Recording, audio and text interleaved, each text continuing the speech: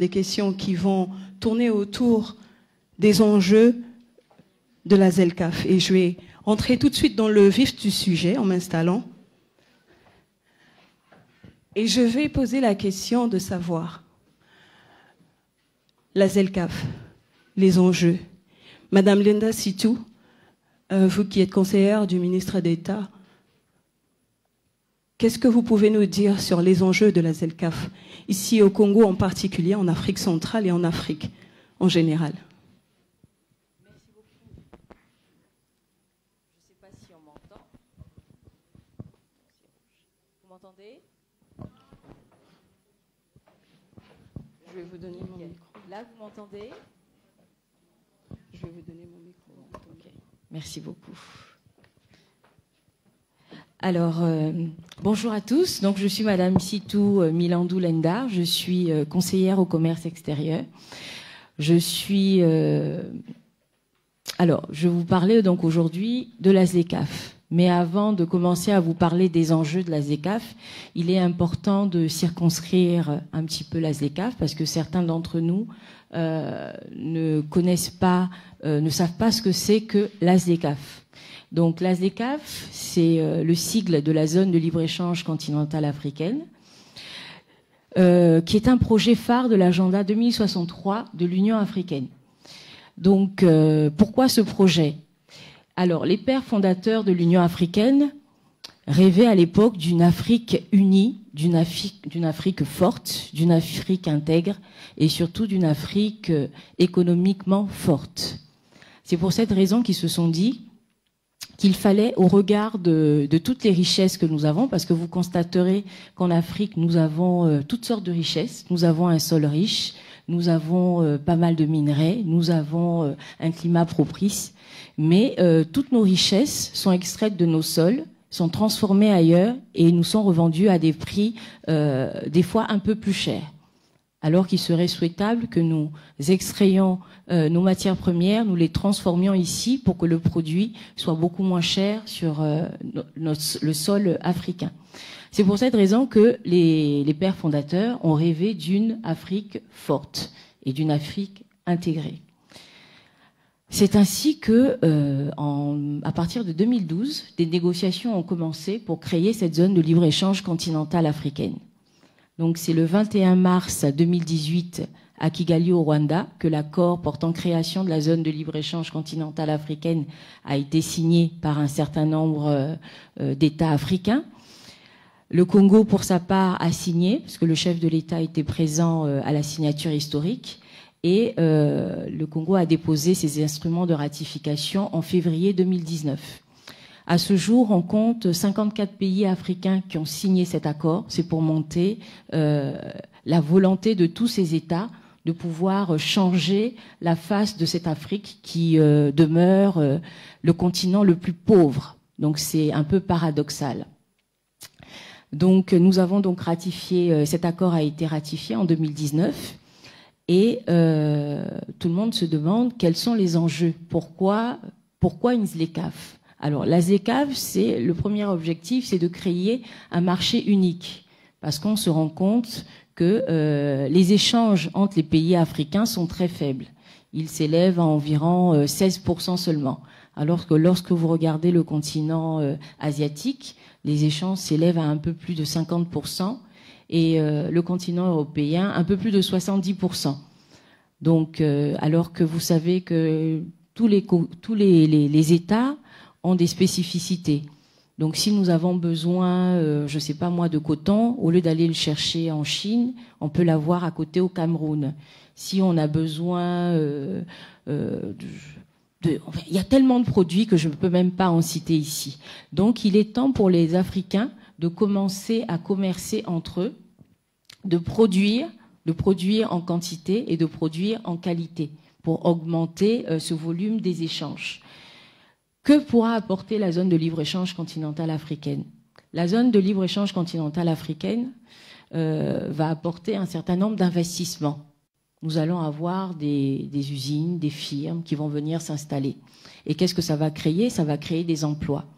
on a une partie de la population, la plus grande partie de la population qui est jeune, mais souvent ces jeunes sont sans emploi. Donc ces industries, ces structures qui vont s'installer vont créer de l'emploi pour les jeunes, mais également pour les femmes.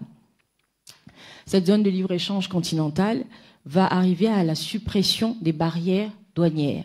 Ça veut dire que si un produit quitte l'Afrique du Sud pour arriver au Maroc, il ne paiera plus la douane. Or, souvent, les entrepreneurs, les produits que vous avez, les prix sont élevés. Pourquoi? Parce que vous avez un certain nombre de choses à payer, notamment la douane. Vous avez des barrières donc tarifaires, mais vous avez également des barrières non tarifaires.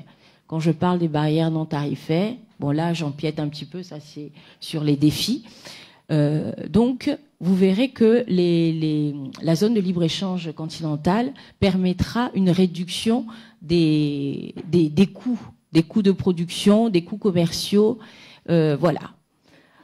Donc, la ZLECAf est réellement une opportunité pour les États africains. Le Congo avait sollicité un moratoire de 10 ans pour pouvoir ouvrir ses frontières, parce qu'on estimait que le secteur privé devait d'abord se former, s'informer sur la zone de libre-échange continentale, se former pour ensuite affronter la concurrence. Parce que dès 2030, donc là il nous reste plus que 6 ans pour le Congo, en 2030 il n'y aura plus de barrières douanières. Ça veut dire que nous allons voir au Congo arriver des produits de partout, de la Tunisie, du Maroc, du Nigeria, du Ghana, de partout. Et à partir de 2030 également, les produits congolais pourront également aller sur ces pays-là. Donc c'est une opportunité pour vous également, entrepreneurs, donc d'avoir un peu plus de consommateurs. Parce que la ZLECAf, c'est 1,3 milliard consommateurs. Donc au lieu que ce soit uniquement la population congolaise qui s'élève à un peu plus de 5 millions, là vous avez un marché de 1 milliard. Donc vous, en tant qu'entrepreneur, je crois que l'objectif, c'est également de faire grandir vos entreprises. Et pour ça, la ZLECAf est réellement une opportunité pour y arriver.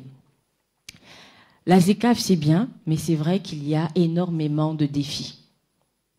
Les défis, je crois que, sans vous couper, je crois que les défis, on va les garder pour la deuxième partie, parce que justement, c'est tellement réel, c'est tellement pratique ce que vous êtes en train de dire, et je vous ai entendu parler d'aspects logistiques.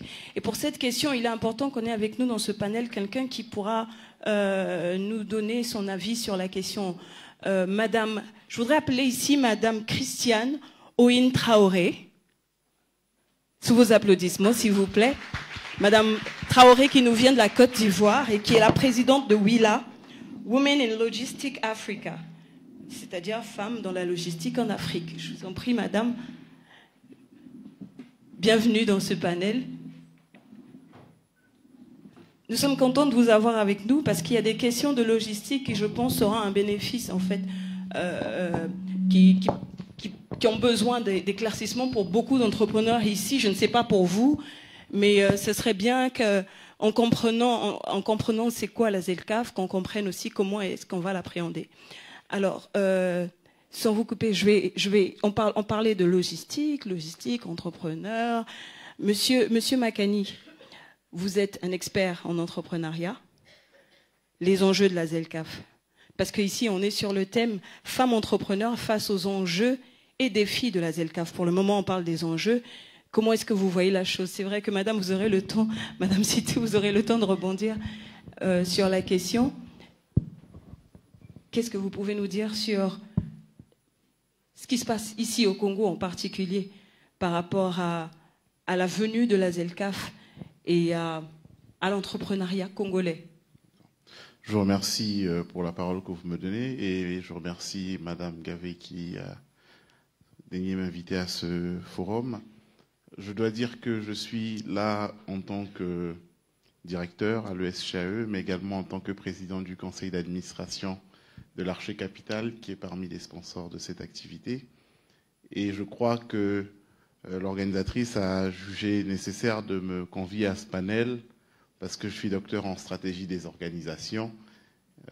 Et comme c'est ma spécialité, en tant que docteur en gestion et maître assistant du CAMES dans le domaine, Donc je vous remercie pour cette invitation. Alors c'est un thème qui est très intéressant. C'est un thème qui est très intéressant et permettez-moi juste de faire une petite digression. Ça durera 30 secondes. 2 digressions. La première, c'est que je suis quelque peu intimidé d'être dans ce panel. Parce que même si on est au Mbongi de la femme, nous sommes en présence de la marraine. Je pensais qu'on militait pour la parité. Alors, je sais que c'est une question de genre, mais quand même, les hommes sont-ils illégitimes pour parler d'entrepreneuriat féminin? Bon. C'est ça, ils étaient sur les autres panels. Je vous l'accorde. Voilà. C'était juste une digression.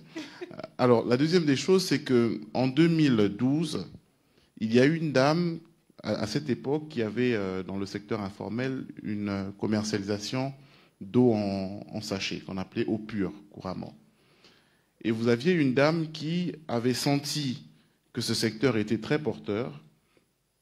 Elle avait donc décidé d'industrialiser sa production d'eau pure, donc eau en sachet. Elle est partie à Dubaï, a acheté un équipement pour près de 23 millions de francs CFA et a commencé à industrialiser sa commercialisation, sa production d'eau. Malheureusement, pour cette femme qui avait acheté son appareil à près de 23 millions, 4 mois plus tard, interdiction des sachets ou des sacs plastiques. Et donc, c'était 23 millions qui étaient partis à l'eau. Pas de chance, mais en fait, qui était fautif? En réalité, c'était la dame elle-même. Parce qu'elle a consenti à faire un investissement sans avoir les informations nécessaires sur l'environnement dans lequel elle était. Et donc, elle a perdu 23 millions parce qu'elle n'avait pas l'information. Or, quand on est entrepreneur, l'information, c'est la matière première de toutes les décisions. Avant de prendre une décision, il faut avoir suffisamment d'informations. Et des informations de bonne qualité, c'est-à-dire qui soient pertinentes, utiles, fiables, vérifiables, traçables, pertinentes, et j'en passe. Elle n'avait pas d'informations et elle a perdu de l'argent. Et les femmes entrepreneurs du Mbongi de la femme, justement, sont venues pour avoir des informations. Parce que la ZLECAf va arriver. Et si vous n'avez pas les bonnes informations sur la ZLECAf, soit vous disparaîtrez, soit vous perdrez de l'argent, puis vous disparaîtrez. Donc c'est un thème qui est très intéressant parce qu'il va modifier à la fois votre façon de fonctionner, l'environnement dans lequel vous êtes. Aujourd'hui, les entrepreneurs sont protégés par les barrières douanières. La douane, ça sert également à protéger. Vous fabriquez des chaises en liane, vous fabriquez des vêtements en tissu, vous êtes protégé par l'État. Pourquoi? Parce que le fait que celui qui fabrique au Cameroun veuille venir vendre ici, on lui dit, pour arriver ici, tu dois payer de la douane. Donc, comme il va payer de la douane, a priori, son produit sera plus cher que le vôtre. Puisque nous, chez nous, on ne paye pas de douane. Chez nous, entre guillemets. Et donc, comme on ne paye pas de douane, on est quand même protégé. Mais cette protection va partir. Ça veut dire que demain, celui qui produit son panier, ses habits en liane ou son raffia au Cameroun, viendra vendre chez nous sans pour autant qu'il n'ait ces barrières douanières. Donc, cette protection va partir. Que va devenir votre entreprise demain s'il n'y a plus cette protection? Effectivement, c'est une opportunité parce que vous pourrez aller chez les autres. Mais c'est une menace si vous n'êtes pas prêt à faire face à la concurrence.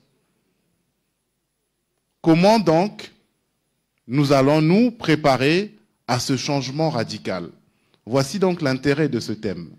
C'est en cela que je pense qu'il est extrêmement intéressant pour tout le monde de savoir, dans 6 ans, dans quel environnement nous allons être.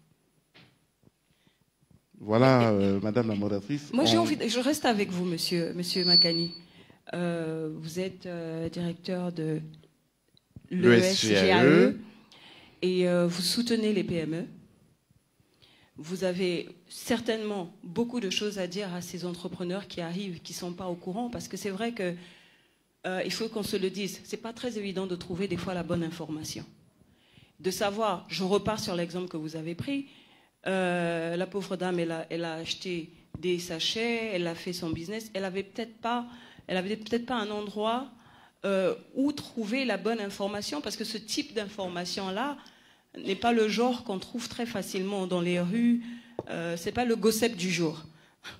Et comment est-ce que vous avez des recommandations? Parce que je suis sûre que beaucoup ont pris note de cette histoire, et certainement qu'il y a beaucoup qui ont compris ce que vous voulez dire, mais qui, même à la fin de votre discours, se disent, mais finalement, est-ce que je vais aller trouver l'information? Est-ce que vous, à votre niveau, dans votre structure, c'est le genre de choses que vous donnez? Parce que là, nous rentrons tout de suite dans les défis, justement, de la ZLECAf.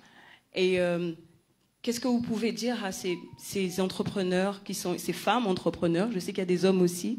Souffrez un peu que je m'occupe que des femmes aujourd'hui. Et qu'est-ce que vous pouvez dire à ces entrepreneurs? Alors, je leur dirais 3 choses. La première des choses, c'est merci au bon Guy de la femme, puisqu'on s'informe déjà. La deuxième des choses, c'est que nous avons le privilège justement d'avoir quelqu'un du secrétariat général qui nous donnera encore plus d'informations, peut-être plus précises, plus pertinentes sur les changements auxquels nous allons être confrontés. Et la troisième des choses, c'est que l'entrepreneuriat nécessite d'être formé. On ne devient pas entrepreneur ex nihilo. Et même si derrière, j'ai une idée qui est lumineuse et je commence à créer mon entreprise, il y en a qui sont autodidactes, qui ont commencé. Mais vous arriverez à un niveau où, à un moment donné, il faudra acquérir des compétences.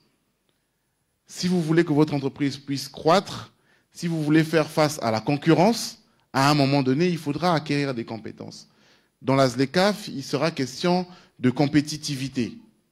Compétitivité en termes de produits, compétitivité en termes de qualité, compétitivité en termes de positionnement, en termes d'écosystème. Et ça, c'est des choses qu'il faut apprendre.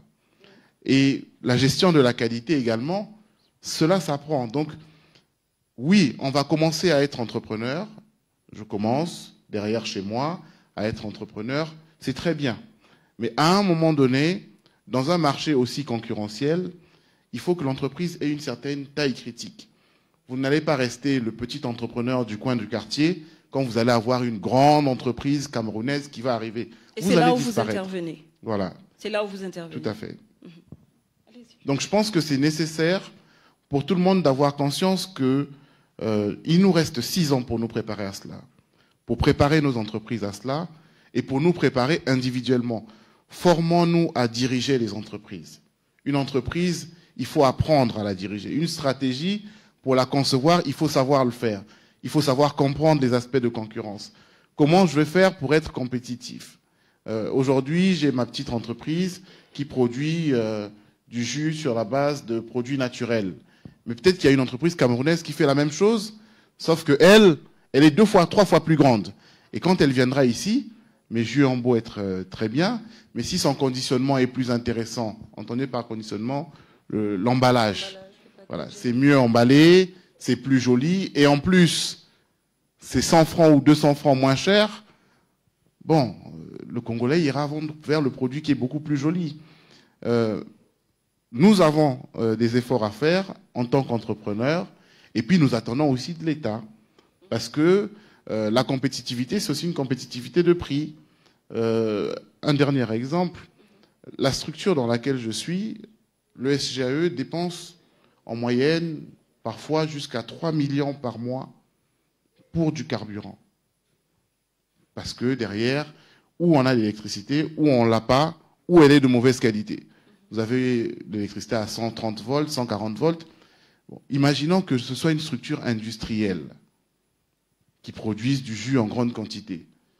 Si vous avez un groupe électrogène qui tourne 10, 15 jours par mois, forcément votre produit sera plus cher que le produit camerounais où il n'y a pas ce problème-là. Donc, si nos entreprises doivent être compétitives, il faut aussi que l'État joue sa partition. Mais l'État va jouer sa partition, Madame Sitou nous le disait tout à l'heure, mais il faudrait que nous-mêmes aussi nous soyons prêts. Ne pensons pas qu'être entrepreneur, c'est simplement créer son entreprise et puis attendre. L'entreprise doit croître. Si vous n'avez pas une taille critique sur un marché comme celui de la ZLECAf, vous n'existerez pas. Et vous êtes prêt à donner des informations, accompagner les entreprises justement dans tous leurs besoins en termes d'information? En termes d'information et puis en termes de financement, puisque je vous disais que je préside le conseil d'administration. J'insiste sur l'information parce que c'est vrai que beaucoup ne connaissent pas encore très bien les enjeux de ou même la ZLECAf. On a entendu parler de la ZLECAf, mais on ne sait pas exactement ce que ça veut dire, de quoi il en retourne, et on ne sait pas si on doit se préparer pour ça ou non. Des fois, on a même l'impression que ça ne me regarde pas. J'ai mon petit commerce à côté, formel ou informel.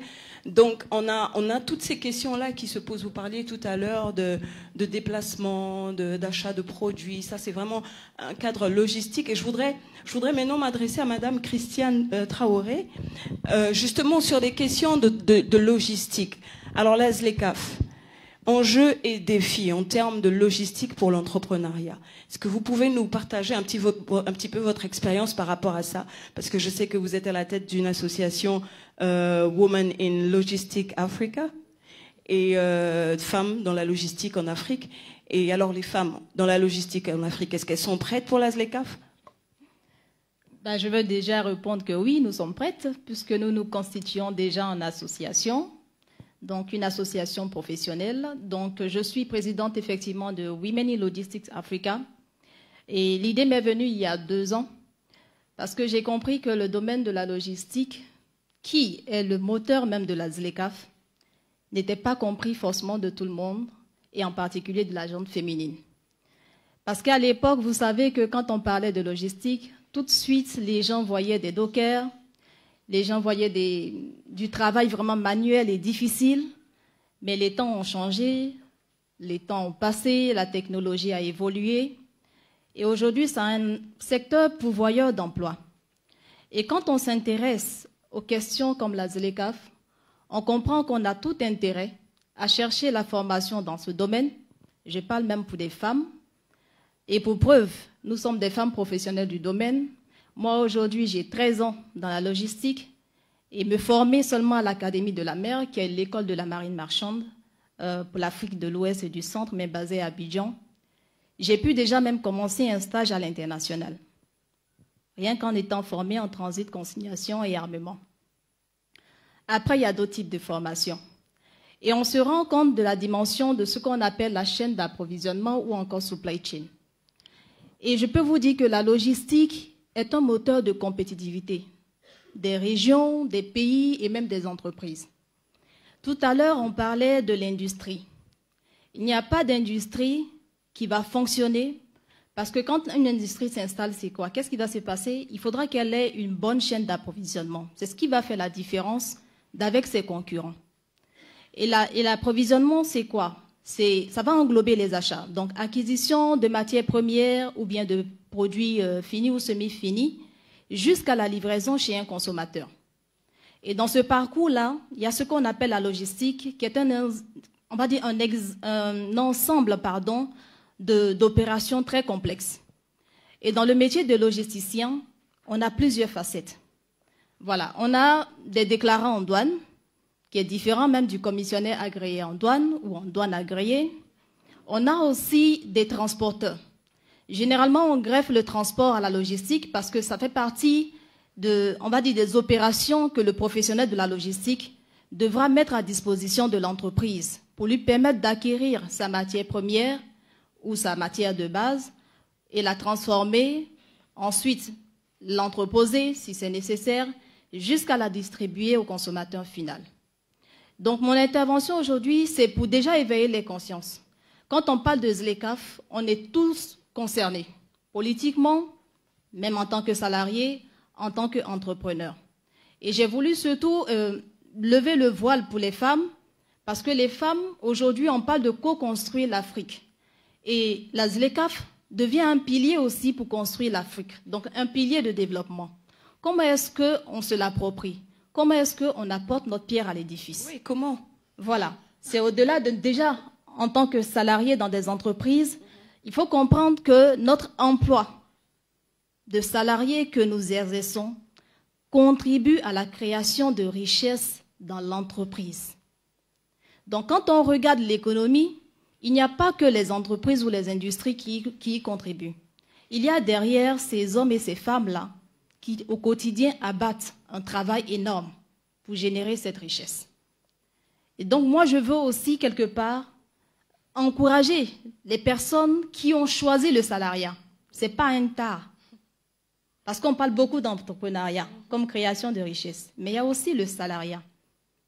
Si nous n'existons pas en tant que salariés, les grandes entreprises comme Bolloré, comme Musk, je parle de ces entreprises-là parce que ce sont des gros moteurs qui autrefois étaient sur la mer, aujourd'hui sont sur la terre. Donc ils ne font plus que du transport maritime, ils font aussi de la logistique intégrée parce qu'ils ont compris les enjeux. Voilà. Donc les défis aujourd'hui que nous constatons avec la venue de la ZLECAf, je pense que certains ont levé les barrières tarifaires, mais aussi non tarifaires à cause des pratiques. Il y a aussi les statuts de certains pays qui sont, certains dits moins avancés et d'autres en développement.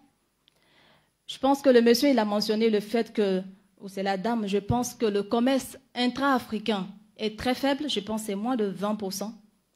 Et on se dit qu'avec la ZLECAf, d'ici à 2030, 2035 même, on pourra déjà faire évoluer le commerce intra-africain de 81% et puis le commerce avec les pays non africains de 19%.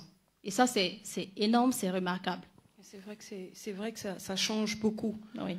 Ça change beaucoup. Je reviens à vous, Madame Sitou. Alors, la réalité de la ZLECAf, les défis de la ZLECAf, selon ceux qui ont été énumérés par Madame Traoré, est-ce qu'au Congo, on est prêt? Parce que c'est vrai que quand on parle d'Afrique de l'Ouest, bon, au Congo-Brazzaville, on sait tous, et on le dit souvent, les Ouest-Africains sont très commerçants. Nous, ici, on n'est plus politique, on est plus dans ce qu'on va appeler la tchatch. On est plus dans l'administration. On n'a pas autant d'exposition. On voit en Afrique de l'Ouest, vous trouvez des petits-enfants déjà qui sont dans le commerce. Ce n'est pas la même chose ici.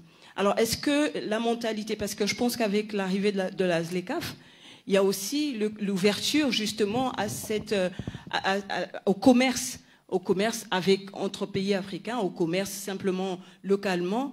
Est-ce que vous pensez que les Congolais sont prêts à ce niveau de commerce-là? Est-ce qu'on est prêt pour la ZLECAf? Est-ce que c'est déjà pas le simple fait de dire ZLECAf n'est pas déjà un défi pour le commerce congolais?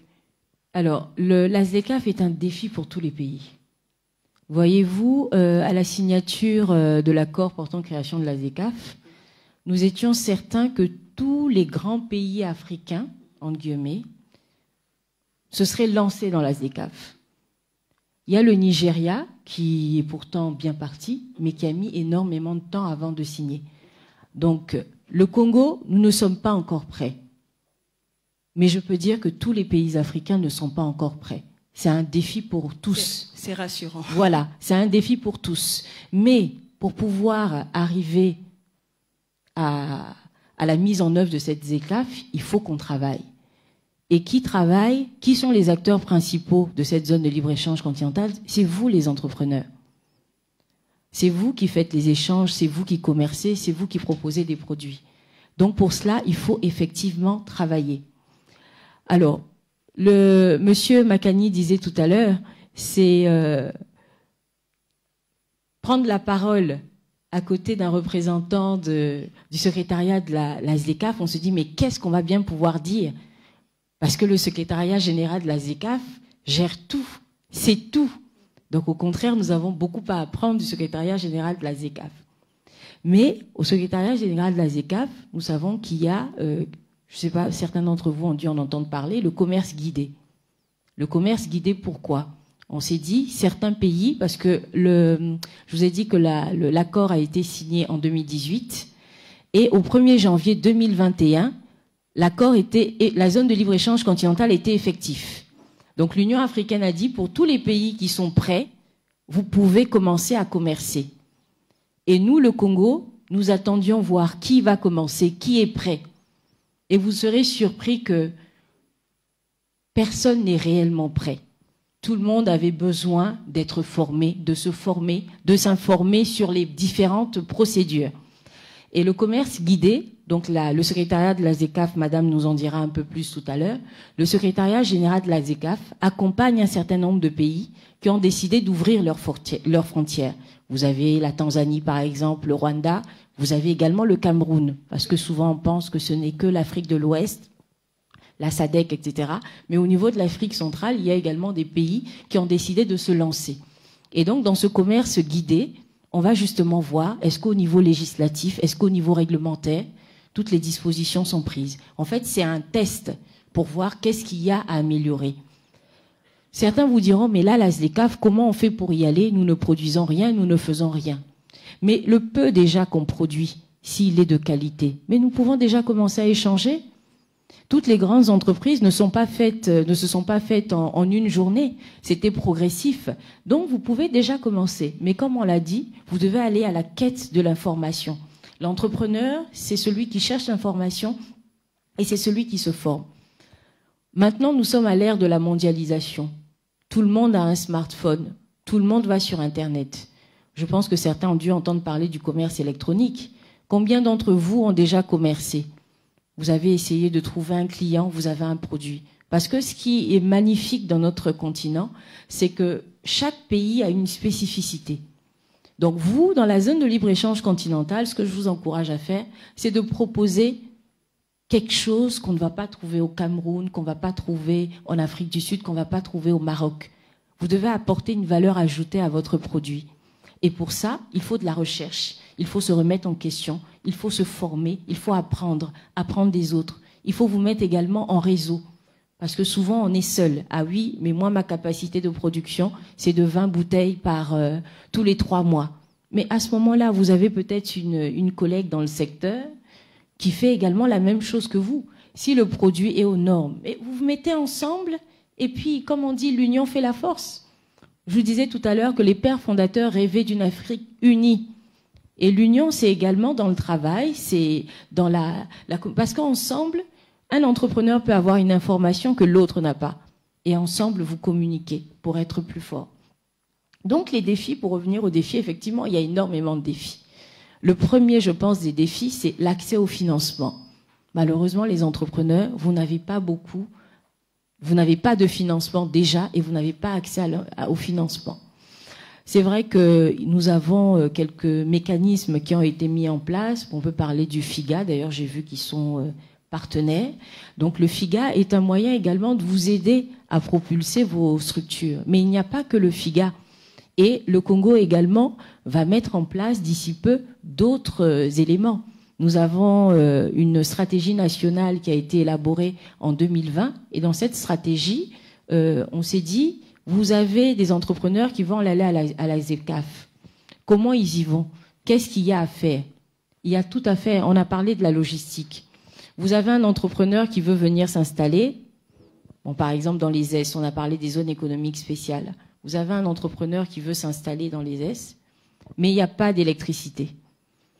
Comment il fait pour faire fonctionner sa structure? Il sera obligé de louer des groupes ou d'acheter un groupe, d'acheter du gasoil, etc.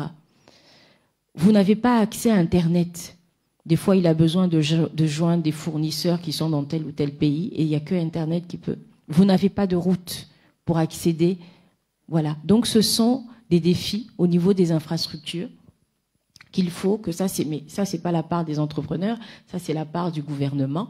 Donc, ce sont des choses qui figurent dans cette stratégie nationale.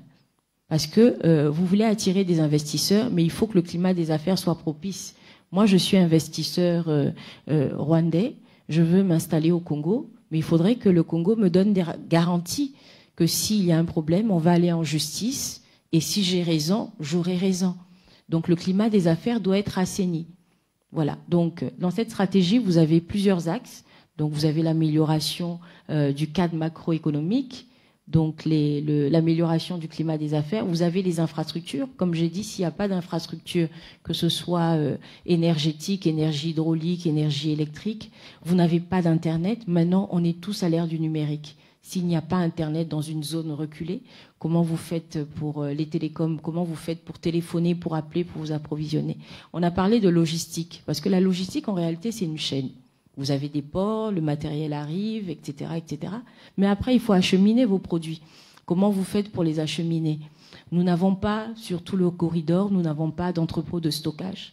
Or, souvent, les producteurs ont besoin de stocker leurs produits. Donc, ce qui fait que souvent, quand ils arrivent à Brazzaville, eh bien, le produit, il y a la moitié des produits qui sont périmés, on est obligé de jeter. Voilà. Donc, du coup, il faudra mettre en place un certain nombre de choses, notamment des entrepôts de stockage. Mais avant d'arriver au stockage, on a parlé de qualité, parce que c'est vrai que là, il faut produire beaucoup plus, parce que le marché est beaucoup plus grand, mais il faut également des produits de qualité. Donc, il faut des laboratoires pour faire des analyses. Donc ça, c'est la part du gouvernement. Parce que la zone de libre-échange, c'est un travail collectif. Le gouvernement a sa part à faire, mais vous également, les entrepreneurs, vous avez votre part à faire. Donc n'attendez pas que tout vienne du gouvernement. Donc vous avez également votre part à faire. Dans les défis qu'il y a, vous avez également, je parlais de qualité, parce qu'en fait, il y a la question des règles d'origine. Certains vont se dire, bon, ben là, comme la ZLECAf, il n'y a pas de barrière douanière, j'achète mon produit en Chine, comme je suis congolais, je le ramène au Congo et puis je vais le vendre au Cameroun. Non. Dans la composition de vos produits, il y a un certain pourcentage, il faut qu'il y ait des intrants qui soient made in Africa. Et au niveau du Congo, pour les entrepreneurs qui sont là, si vous avez un produit, vous le faites tester, votre produit est bon, vous demandez un certificat d'origine. Depuis 2019, on a un comité national de l'origine qui donne ces certificats d'origine aux produits. Une fois que vous avez ce certificat, vous pouvez aller vendre dans tous les pays d'Afrique. Donc certaines entreprises déjà, là on a déjà recensé 50 entreprises qui ont ce certificat d'origine, donc le Made in Congo, Made in Africa, donc ils peuvent déjà aller. Donc il faut vous lancer. Je vous encourage à vous lancer et surtout à vous former. Parce que dans les défis, il y a également le renforcement des capacités. Si vous n'avez pas, on a parlé de logistique, s'il n'y a personne formé en logistique, bon, comment vous faites pour acheminer votre produit? Ça, c'est très vrai. Justement, je suis contente que vous soyez, que vous ayez énuméré en fait tous ces différents aspects-là, parce que je pense que vous êtes nombreux dans la salle et je suis sûre que vous avez certainement reconnu un problème que vous avez par rapport à la production, par rapport à votre business. Donc tout ce que Madame Sitou a dit, levez la main si c'est vrai. C'est une réalité ou pas pour vous? Nous allons très très doucement vers la fin, mais j'ai gardé le meilleur pour la fin, bien entendu, et j'ai souhaité d'abord que nos experts expliquent en fait la réalité pour nous de la ZLECAf ici au Congo-Brazzaville. Et je vais maintenant m'adresser à Madame Mungangu. Je sais qu'on a beaucoup parlé de vous. On a dit l'experte est là. Madame Mungangu, vous êtes experte genre et commerce, direction des affaires institutionnelles et de la coordination des programmes. Alors, Madame Mungangu, est-ce que la ZLECAf, pour le cas du Congo par exemple, pour l'Afrique en général, je suis sûre, mais pour le cas du Congo, puisqu'on parle avec des entrepreneurs congolais, est-ce qu'il y a un programme qui peut nous aider justement à relever ces défis pour vous, donc les enjeux pour vous et les défis pour nous? Merci beaucoup, Madame la modératrice, pour ces questions. Je dois dire que mes collègues panélistes me rendent la tâche facile parce qu'ils vous ont donné énormément d'informations sur ce que la ZLECAf et ses différentes composantes. Permettez-moi d'abord de vous transmettre les salutations du secrétaire général du secrétariat de la ZLECAf, son Excellence Wamkele Mene, qui m'a désigné pour venir ici aujourd'hui et partager avec vous, discuter avec vous, essayer aussi de comprendre, d'écouter vos perspectives par rapport à la ZLECAf. Et donc, j'espère qu'on aura une session très interactive. Je ne vais pas revenir sur les éléments qui ont déjà été mentionnés par mes collègues. Ce que j'aimerais faire, pour faire court, parce que je sais que je n'ai pas beaucoup de temps, c'est de vous donner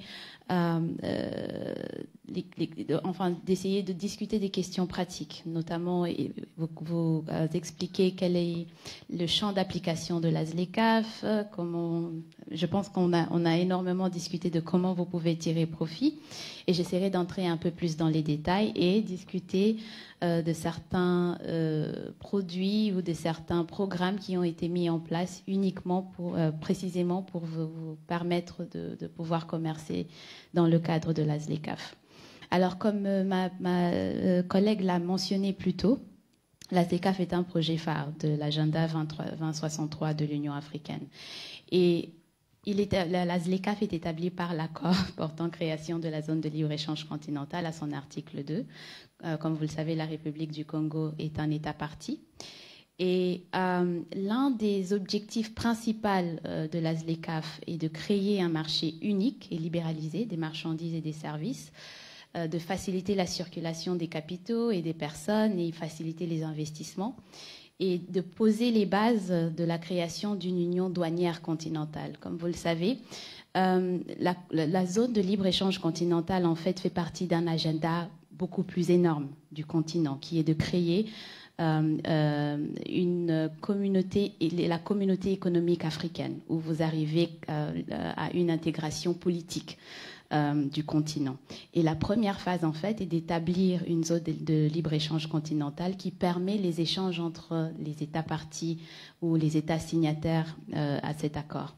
Et ensuite, la deuxième étape est de créer une union douanière, ce qui veut dire que les membres de l'union douanière appliquent des tarifs similaires aux parties tierces. Ce qui veut dire que si, par exemple, vous avez l'Union douanière africaine qui veut négocier avec l'Union européenne va négocier avec l'Afrique en tant que bloc et non avec les pays individuellement. Et c'est ce qu'on essaye de faire.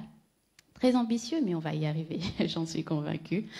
La ZLECAf également vise à promouvoir et à réaliser le développement socio-économique inclusif et durable, l'égalité des genres et la transformation structurelle de ces États parties, renforcer la compétitivité des économies des États parties au niveau continental, promouvoir le développement industriel à travers la diversification, beaucoup des collègues en ont déjà discuté, le développement des chaînes des valeurs et le développement de l'agriculture, de la sécurité alimentaire, et aussi résoudre le défi de l'appartenance à une multitude d'organisations régionales qui se chevauchent. Alors, l'une des questions, le fondement même de l'intégration du continent sont les communautés économiques régionales. Combien d'entre vous connaissent les communautés économiques régionales?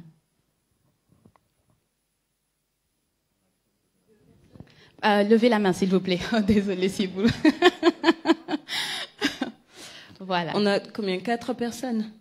4 personnes. Je pense qu'il va falloir que vous nous expliquiez, madame, ce que c'est qu'une communauté économique régionale. D'accord. Alors, une communauté économique régionale est, disons que c'est, je vais dire, une mini ZLECAf, mais ça rassemble uniquement les pays voisins. Par exemple, vous savez que la République du Congo fait partie de la communauté économique des États d'Afrique centrale, la CEAC, qui est reconnue par l'Union africaine. En fait, l'Union africaine reconnaît 8 CER. La CEMAC n'en fait pas partie, mais nous savons que la CEMAC existe. Alors, il y a la CEAC, dont vous faites partie. Vous avez la communauté des pays d'Afrique australe, SADC. Vous avez le COMESA, qui rassemble plus les pays d'Afrique de l'Est et centrale. Vous avez ensuite UMA, qui rassemble les pays d'Afrique du Nord. Et vous avez la CEDEAO, qui représente les États d'Afrique de l'Ouest, francophones et anglophones.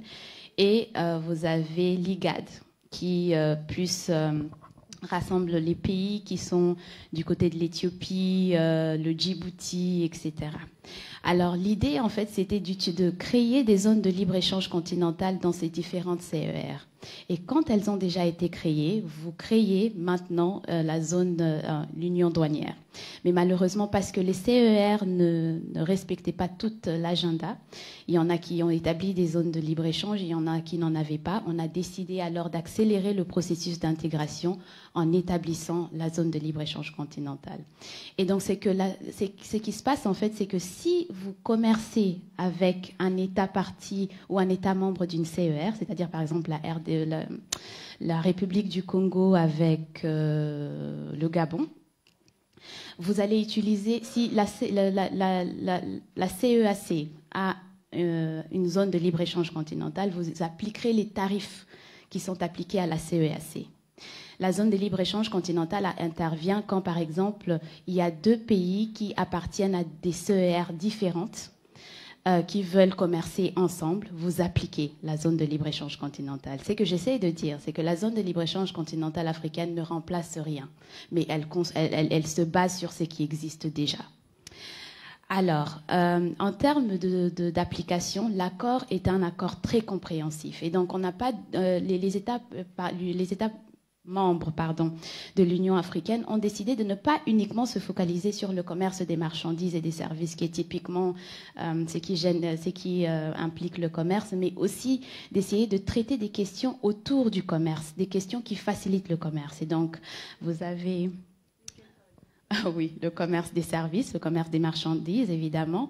Vous avez l'investissement, et donc il y a un protocole dédié pour les investissements, un protocole sur les droits de propriété intellectuelle, un protocole sur la politique de concurrence, un protocole sur le commerce numérique. Et récemment, les chefs d'État et de gouvernement, la conférence des chefs d'État et de gouvernement de l'Union africaine a pris une décision très, très importante et qui est pertinente pour vous, mesdames, et les jeunes gens, la jeunesse africaine. On a inclus un protocole sur les femmes et les jeunes dans le commerce, dans le cadre de l'accord. Ce protocole est en phase terminale des négociations.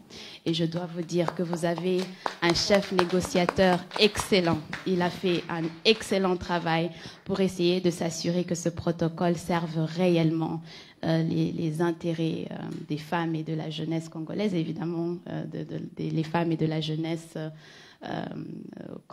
au niveau continental.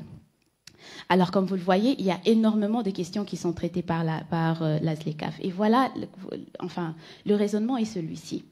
Quand vous produisez, par exemple, vous avez produit quelque chose qui est innovant, vous devez protéger ce que vous avez produit. Et on crée un régime de propriété intellectuelle pour ça. Si par exemple vous avez des fonds qui vous permettent d'investir dans un autre État partie de l'Union de la ZLECAf, vous avez un cadre juridique qui vous protège et qui vous permet de le faire. Si vous voulez, ma collègue a parlé du commerce numérique, qui est d'ailleurs très important parce que le commerce numérique joue deux rôles. Le commerce numérique d'abord permet d'améliorer la compétitivité d'une firme, c'est-à-dire que vous pouvez utiliser des outils numériques.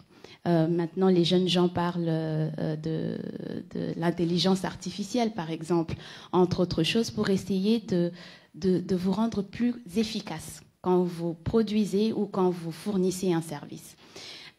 Et aussi la politique de concurrence, dans le sens où on apprécie que vous n'êtes pas tous au même niveau. Il y a des multinationales et il y a des petites et moyennes entreprises. Donc vous devez créer un environnement qui permet à tout le monde, quel que soit le niveau, de pouvoir profiter et participer au marché de la ZLECAf. Alors, permettez-moi, par mesure de transparence évidemment, de vous donner un état des lieux des négociations de la ZLECAf. Comme ma collègue l'a mentionné plus tôt, l'accord a été signé par 54 des 55 États membres de l'Union africaine. Nous avons 47 États parties qui ont ratifié l'accord. En ce qui concerne le commerce des marchandises, nous avons reçu 47 offres tarifaires qui ont été soumises et 42 offres tarifaires qui ont été vérifiées. Et les règles d'origine ont été négociées à une valeur de 92,3%. Le but est d'arriver à 97%. Alors, en ce qui concerne le commerce des marchandises, il y a l'idéal, c'est d'arriver à une libéralisation de 97% des marchandises. Et on permet, parce qu'on comprend qu'il y a des industries qui sont très sensibles et qui sont stratégiques pour les États parties, on vous permet d'exclure ces produits du régime même de la ZLECAf. Il n'est pas besoin que ces produits soient uniformes, ça dépend d'un pays à un autre. Alors, en ce qui concerne les 97%, vous avez 93% des produits qui doivent être démantelés complètement. Ensuite, vous avez... vous avez 90% des produits, qui doivent être démantelés complètement. Ensuite, vous avez 7% des produits qu'on appelle des produits sensibles. On vous donne un peu plus de temps pour démanteler les tarifs en ce qui concerne ces produits. Et ensuite, vous avez les produits sensibles qui sont les produits exclus, qui ne feront pas partie du régime de la ZLECAf. C'est qu'on a compris, en fait, dans le cadre de la ZLECAf, c'est que les États africains ne sont pas tous au même niveau de développement. Ce qui veut dire qu'il y a des États parties qui auront beaucoup plus de temps pour démanteler leurs tarifs que d'autres. Par exemple, le Nigeria et j'essaie de voir, et le Djibouti ne pourront pas démanteler les tarifs au même rythme. Et donc, on s'attend à ce que le Nigeria le fasse en 5 ans. Et pour les 90% des produits. Et le Djibouti le fera en 10 ans, parce que le Djibouti a besoin d'un peu plus de travail pour le faire. Et donc, c'est un peu ça. C'est très technique, donc je ne sais pas à quel point je peux aller. Je suis désolée, j'espère que tout le monde m'entend. J'ai perdu mon micro. Merci beaucoup, madame. Je pense que je suis très contente que vous ayez parlé de tous ces aspects-là, parce que c'est vrai que c'est vous l'experte et c'est vous qui savez un petit peu ce qui se passe au niveau de la ZLECAf. On va passer à une partie où je voudrais quand même que le public vous pose ces questions, parce qu'ils ont reçu beaucoup jusqu'à maintenant et vous avez dit beaucoup de choses qui sont très intéressantes, et je suis sûre qu'il y en a beaucoup qui voudraient rebondir sur plusieurs. Je vois déjà 2 mains, voilà, 4, voilà, 5... Ouh là là, 6, bon, ça va être une bonne pêche pour moi. Alors, je viens vers la première personne qui a levé la main, en tout cas celle que j'ai vue en premier. Je me déplace. J'aime bien venir vers les personnes. Le monsieur avait posé la question. Je ne sais pas si je dois me mettre debout. Oui, s'il vous plaît. Oui. Merci à vous, madame, parce que votre panel, c'est très riche. Et merci à vos panélistes pour la nature de l'information et nous sortir de l'ombre. Mais les infos qu'on reçoit, j'ai déjà lu beaucoup de pancartes écrites ZLECAf, mais c'est ma première fois d'avoir réellement des infos sur... et j'excuse mon ignorance, peut-être le manque de curiosité. Et j'en profite aussi pour vous condamner pour un manque de communication assez... parce que quand on me dit qu'il nous reste 6 ans, et quand je vois ce qu'il y a, c'est que cela implique, en même temps je suis dubitatif. Je suis content d'aller sur un marché plus large, parce qu'on est un pays à 4 millions d'habitants. Je vais dire 5 millions d'habitants. Je pense qu'on n'est pas suffisamment compétitif si on reste entre nous. Et s'ouvrir à un marché d'1 milliard d'habitants, c'est quelque chose de très important. Mais j'ai peur sur la préparation concernant nos pays. Et c'est sur ça que je base mes interrogations. Madame, j'ai vu le niveau de statistiques et de mathématiques élevé sur votre présentation. Je suis légèrement perdu. J'aimerais savoir, en ce qui concerne les produits exclus, vous avez parlé des produits exclus sur les marchés. Quel est le pourcentage des produits exclus? Ça, c'est la première question. La deuxième question concernant madame la conseillère, j'espère que c'est bien cela. Vous avez dit que nous allons avoir des industries qui vont venir s'installer. Ils sortiront d'où? Et pourquoi ils doivent venir et pourquoi on ne peut pas en créer, nous, en faire ici en local? Pourquoi toujours croire que Moïse doit venir? Voilà, c'est juste ça, merci. Merci à vous. Alors, ce que je vais faire pour qu'on aille un peu plus vite, je vais Je vais laisser déjà les premières questions obtenir leur réponse et je viens vers vous. On travaille avec un seul micro, donc souffrez un petit peu avec nous. Merci beaucoup, Madame la modératrice, et merci, Monsieur, pour votre question. Donc, juste pour préciser, 3% seront des produits exclus. Je ne sais pas si, avec votre indulgence et celle de l'audience, Madame la modératrice, vous me permettrez de mentionner un certain nombre d'éléments pour rendre la discussion un peu plus riche. Ok, alors je vais aller très vite. Vous m'avez demandé s'il y a des programmes ou il y a des outils qui ont été mis en place pour faciliter la participation des PME à la ZLECAf. Alors, je tiens à vous annoncer qu'il y a des outils qui ont été développés par le secrétariat de la ZLECAf en collaboration avec des partenaires stratégiques pour faciliter le commerce dans le cadre de la ZLECAf. Par exemple, vous avez le livre commercial des tarifs. Et ce livre permet, on appelle le e-Tariff Book, et ce livre permet aux commerçants d'identifier les produits avec leurs règles d'origine. Madame vous a parlé des règles d'origine. Ce que vous devez comprendre, c'est que si vous, par exemple, importez des produits de la Chine pour venir les revendre en République du Congo, dans d'autres pays, dans d'autres États parties de la ZLECAf, les privilèges ou les préférences de la ZLECAf ne s'appliqueront pas.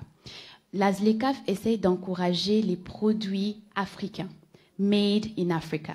Ce qui veut dire que les intrants, quand on regarde la composante du produit que vous offrez dans le marché de la ZLECAf, on va regarder les composantes de ce produit, notamment les intrants. Je vais vous donner un exemple. Disons que vous voulez produire une lotion. C'est un exemple simple.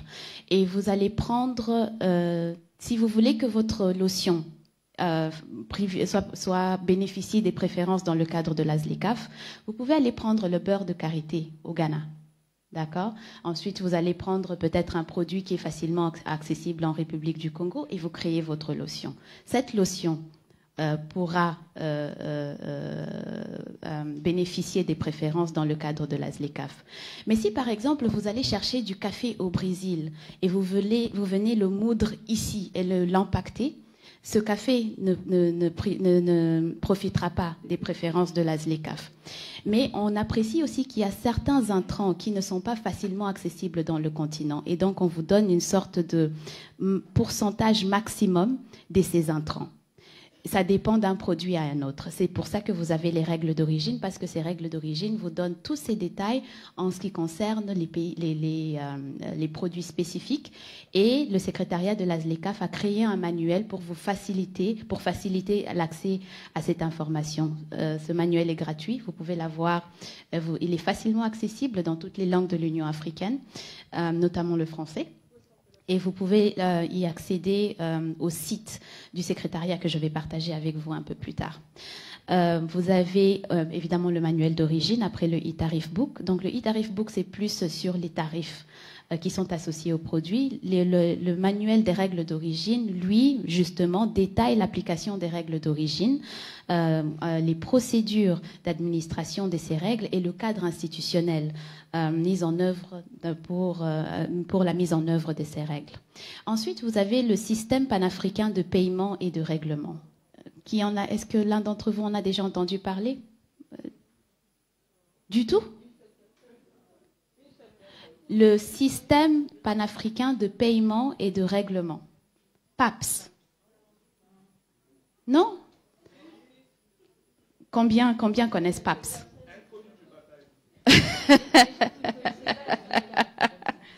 D'accord. Alors, PAPS est un système très intéressant et qui vous intéresserait, vous, en tant que PME. Alors, vous savez, quand, par exemple, vous importez ou vous exportez des produits, vous êtes obligé de recourir aux devises étrangères, le dollar, l'euro, pour pouvoir importer ou exporter des produits, n'est-ce pas? Alors, ce que PAPS fait, c'est de vous permettre de commercer dans votre monnaie national. Vous n'avez plus besoin de recourir aux devises. PAPS se chargera de faire la conversion, par exemple, entre le franc CFA et le Naira, ou entre le rand sud-africain et le franc congolais, etc.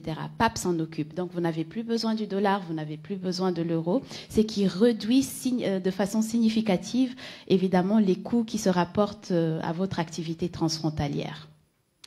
Et c'est un système qui est en train d'être appliqué en ce moment. On est en train de travailler avec les banques centrales des États parties de la ZLECAf pour qu'ils adoptent ce système. Ensuite, vous avez ce qu'on appelle le mécanisme de signalement, de suivi et d'élimination des barrières non tarifaires. Alors, qu'est-ce qu'une barrière non tarifaire? Pour vous donner un contexte. Supposons que vous avez un certificat d'origine, d'accord, concernant un produit quelconque. Vous sortez de la République du Congo, vous allez en Afrique du Sud. Et le douanier en Afrique du Sud dit, il y a un problème avec votre certificat d'origine, mais il ne sait pas vous dire quel est le problème exactement. Il rejette, sans procéder à quelconque vérification, votre certificat d'origine et dit, parce que votre certificat d'origine ne se conforme pas à ce que nous connaissons, nous n'appliquons pas les tarifs de la ZLECAf à votre produit. Ça, c'est une barrière non tarifaire. Et on s'est rendu compte, en fait, qu'il était important, et surtout pour les commerçants à petite échelle, d'avoir une plateforme où ils peuvent signaler ces barrières non tarifaires. Comme je l'ai dit, il y a énormément de choses, mais bon, je vais faire vite. Et ce système, en fait, est un système en ligne qui vous permet de signaler une barrière non tarifaire que vous rencontrez quand vous êtes en train de, par exemple, quand vous êtes à une frontière spécifique, dans le cadre de la ZLECAf. Et qu'est-ce qui arrive?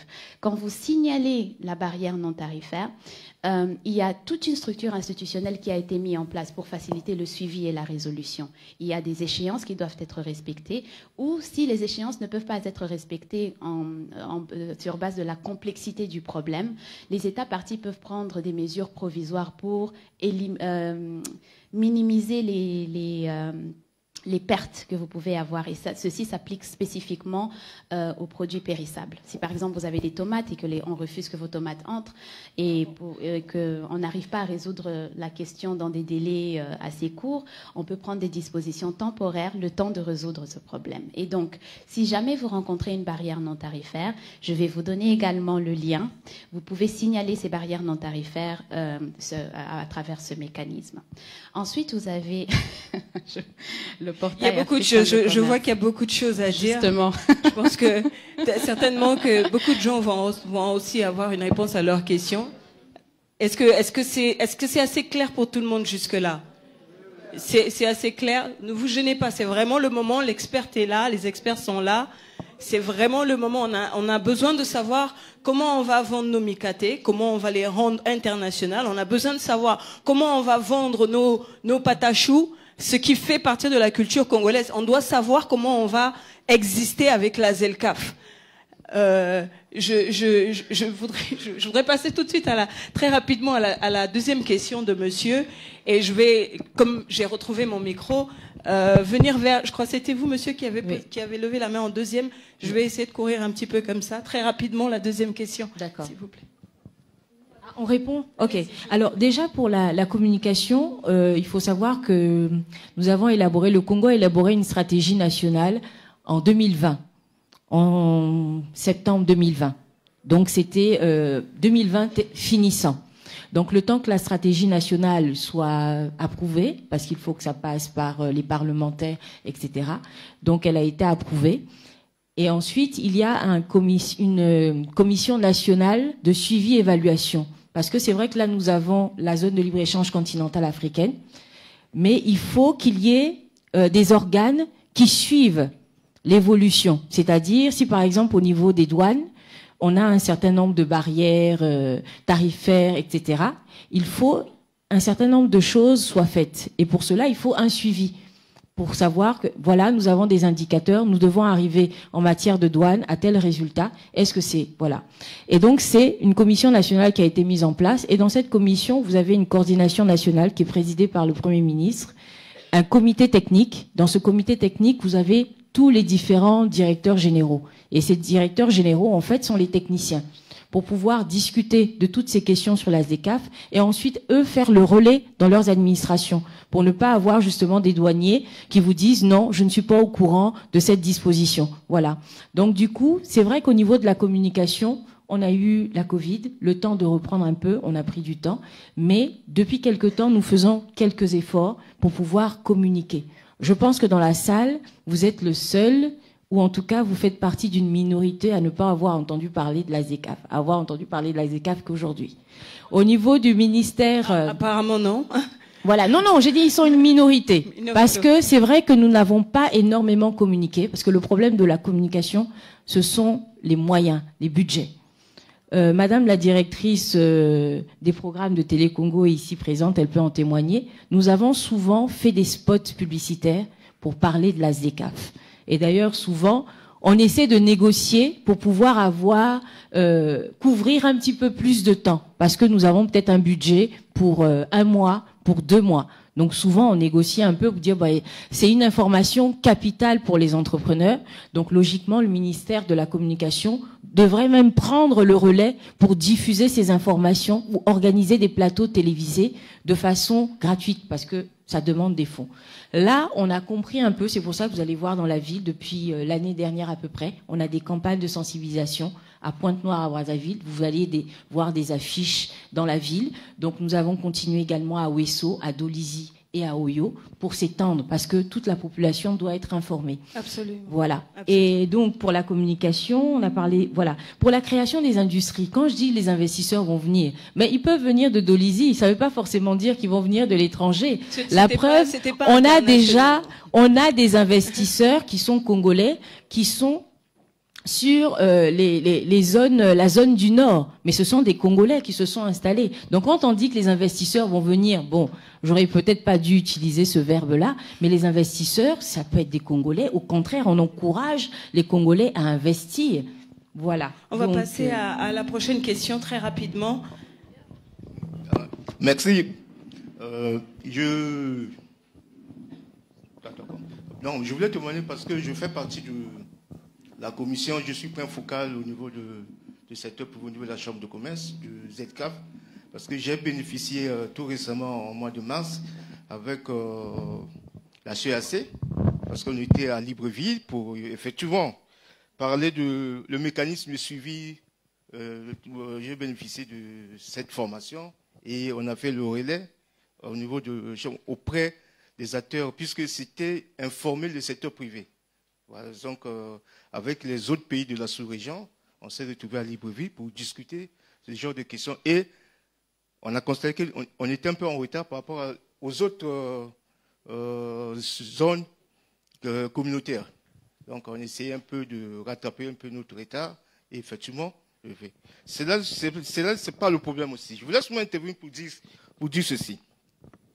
Le problème de la ZECAF, c'est que nous, on a une réflexion au niveau de la Chambre de commerce pour regarder comment nous allons aborder ce sujet avec les acteurs économiques. On s'est dit, spécialisons-nous dans des produits que on peut reconnaître le savoir-faire congolais. Qu'est-ce que j'entends par là? Parce que nous sommes reconnus en tant que pays pétrolier, le bois, les minéraux, mais qu'est-ce que des produits, des services? On a pris l'exemple du pays comme la Suisse. Pays comme la Suisse, entouré des grands pays industriels, la France, l'Allemagne, l'Italie. Ils se sont spécialisés dans 3 domaines. Les services financiers, tout le monde le reconnaît, des banques suisses. L'horlogerie, les meilleures montres suisses. La chocolaterie, c'est ce qui? Le meilleur chocolat. Les chocolatiers, le meilleur chocolat. C'est à base de ça qu'ils ont apporté la valeur ajoutée à leur pays, les plus-values. Nous, on s'est dit, on mange du manioc un peu partout de la sous-région. Mais pourquoi pas se spécialiser que si un Africain passe par le Congo, il se dit, ah tiens, il y a le bon manioc au Congo. De façon industrielle, oui, on rigole. Mais ça fait pas du... Hein, c'est notre réalité. Par exemple, on prend le produit. le Fumbois. C'est reconnu que sur la sous-région, nous avons le meilleur coco, puisque le nom industriel technique est plus compliqué à prononcer. Nous avons le meilleur Fumbois de la sous-région. Oui, donc la question, c'est de se dire, n'ayons pas peur de la ZLECAf, de nous préparer, comme a dit M. Makani, avec la compétitivité, avec des meilleurs produits de la sous-région que nous pouvons vendre aux autres. S'ils passent par le Congo, ils savent que si nos produits reviennent du Congo, je prends pour terminer, juste un exemple. Juste un exemple pour vous parler, pourquoi j'ai pris le manioc. Parce que, au niveau de la Chambre de commerce, on a aidé une dame de faire partie du manioc au Canada.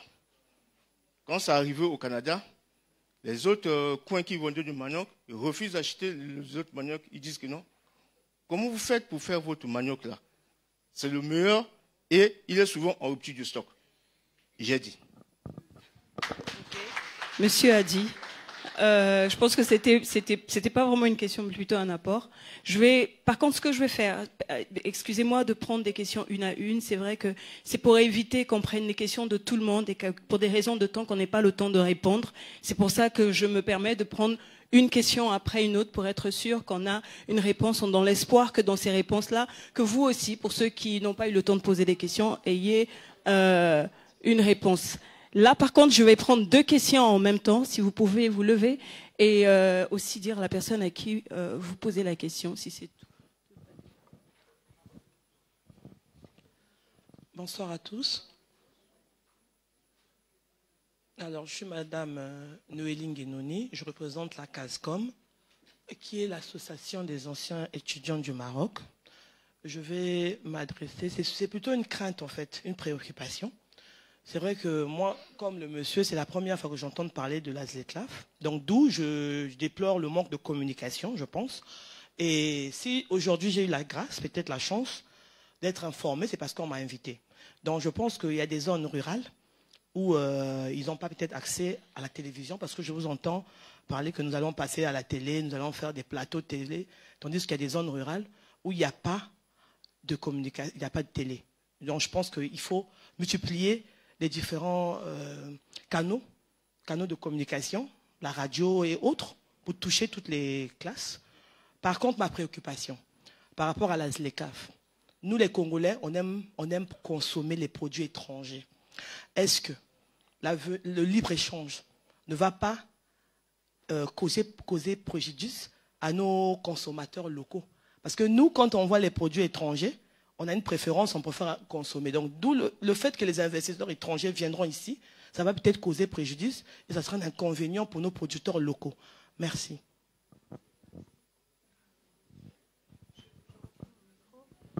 Voilà, une deuxième question. Et c'était pratiquement une question, oui. Et je pense qu'on a toute cette crainte-là au fond du cœur. Je reviens vers vous, monsieur, pour votre apport. Je vais vers le monsieur qui avait la main levée, qui était parmi les premiers qui avaient la main levée. Si, je vous vois. Si, je vous vois, je vais venir vers vous. Merci pour m'avoir accordé la parole. J'ai un constat et deux questions. Je commence par le constat. Actuellement, sans pourtant ouvrir nos frontières, je constate que les produits étrangers coûtent moins cher que nos propres produits. L'arachide, le haricot, le poisson, l'huile, tout ce qui est étranger coûte moins cher que ce que nous produisions nous-mêmes. Premier constat. Deuxième constat. On a trop de taxes. Il y a 8 jours, je coach quelqu'un, elle est couturière, elle a reçu une notification des impôts de Makele-Kele, lui demandant de payer une amende de 1 million si elle ne présente pas un new signé du directeur. J'ai la photo dans mon téléphone. Et je suis allé avec elle, on a discuté avec les responsables, et finalement la taxe est réduite à 184 000 pour une couturière. Et je demande d'appliquer les calculs pour me démontrer que c'est ce qu'on doit payer. Et on a pris un revenu minimum de 5 000 par jour. La taxe s'élève à 144 000 avec 5 000 par jour. Moi, ma question est que, avant de sortir, arrangez d'abord des dents.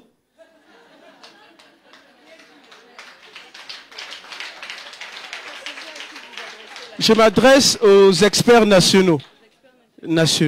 Avant d'aller chez le voisin, arrangez chez nous. J'ai déjà fermé 2 fois mon entreprise à cause des taxes. Je paye la taxe de locaux 2 fois. Au ministère du Plan, je paye. La police judiciaire, je paye. Il y a des taxes inutiles. La chambre de commerce, 75 000 par année. Ils me donnent quoi? Aucune information que je reçois de cette chambre de commerce. Aucune information. Mais je paye 75 000 francs par année. Ça m'aide en quoi? Donc, réparons ces choses. La chambre de commerce vous entend. Ma question, c'est quel est le mécanisme prévu pour aider le passage de l'informel au formel? C'est ça le vrai problème. Le passage de l'informel au formel. Quel est le mécanisme prévu pour faciliter cette transformation-là? Parce que sans le formel, on ne peut pas aller à l'extérieur. Je pense que c'est pour ça qu'on parlait des programmes. Exactement. Et que la question sur les programmes de la ZELCAF, madame, je sais que vous avez une question. Là, on était déjà à 2 questions, madame. Allez-y, je vous en prie. Procédure, vous avez dit 2 questions. Allez-y, je prends 2 questions à la fois. Vous pouvez répondre déjà à la première question. Alors, je vais commencer par le monsieur. Je comprends totalement ce que vous dites, ce que vous subissez, parce que c'est ce que tous les Congolais, en fait, subissent. Hein?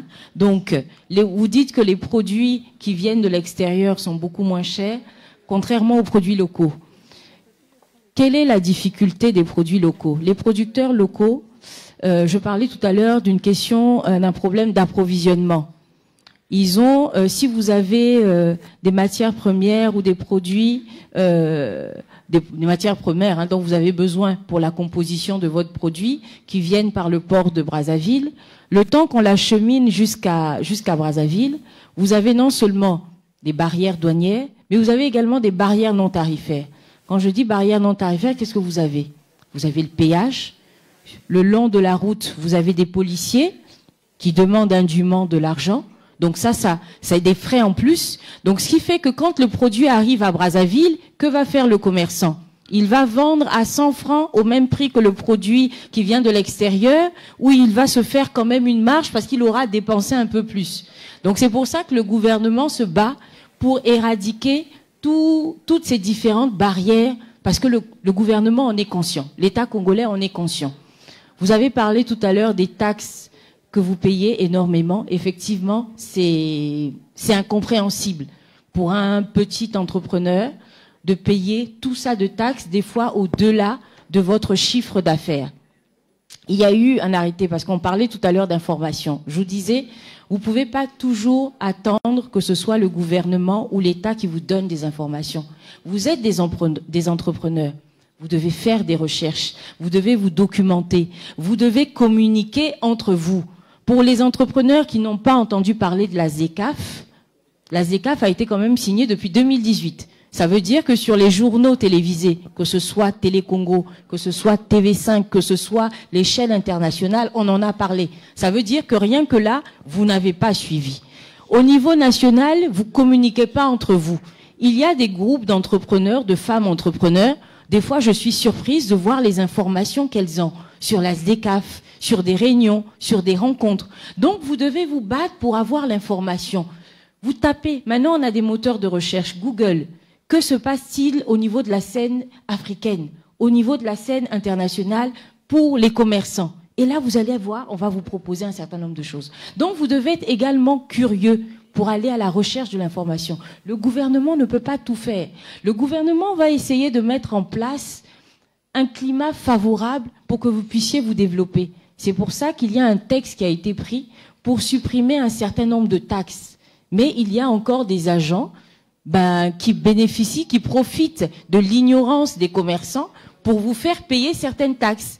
Mais comme vous ignorez ce que le gouvernement a décidé, eh ben vous allez payer les taxes, vous négociez.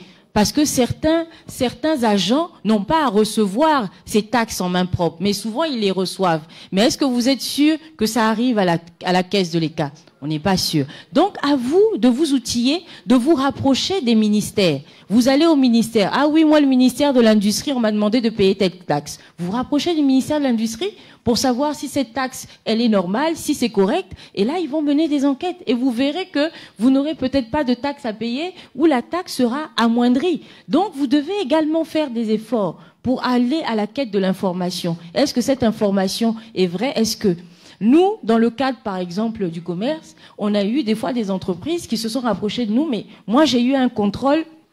Voilà le document. Déjà, quand je regarde le document est écrit à la main. Bon, attendez, l'administration fonctionne avec des documents écrits à la main. Donc, du coup, si cette personne n'était pas venue nous voir, on n'aurait pas su. On n'aurait pas su. Et donc, du coup, comme c'est signé avec numéro de téléphone, on a le nom de l'agent. Et nous, on se rapproche de la direction générale pour dire, bah, écoutez, cet agent est en train de passer de commerce en commerce. Et l'agent a été sanctionné. Donc, vous avez également un effort. Quand vous avez ce genre de documents, rapprochez-vous des services. Les ministères sont ouverts. Les ministères sont ouverts pour avoir l'information. Alors, donc, j'ai parlé un peu... La deuxième question. Voilà, la deuxième question, c'était... je vais prendre les trois dernières. Donc, les entrepreneurs congolais, ils ont un problème de packaging. Nous, au Congo, on n'a pas, par exemple, de verrerie. Donc, si vous avez besoin de faire du jus de tonne de l'eau, des bouteilles en verre, vous êtes obligé d'aller les chercher à Kinshasa ou d'aller les chercher ailleurs. Mais forcément, vous êtes sûr que le prix du produit sera le même qu'un produit qui vient de l'extérieur.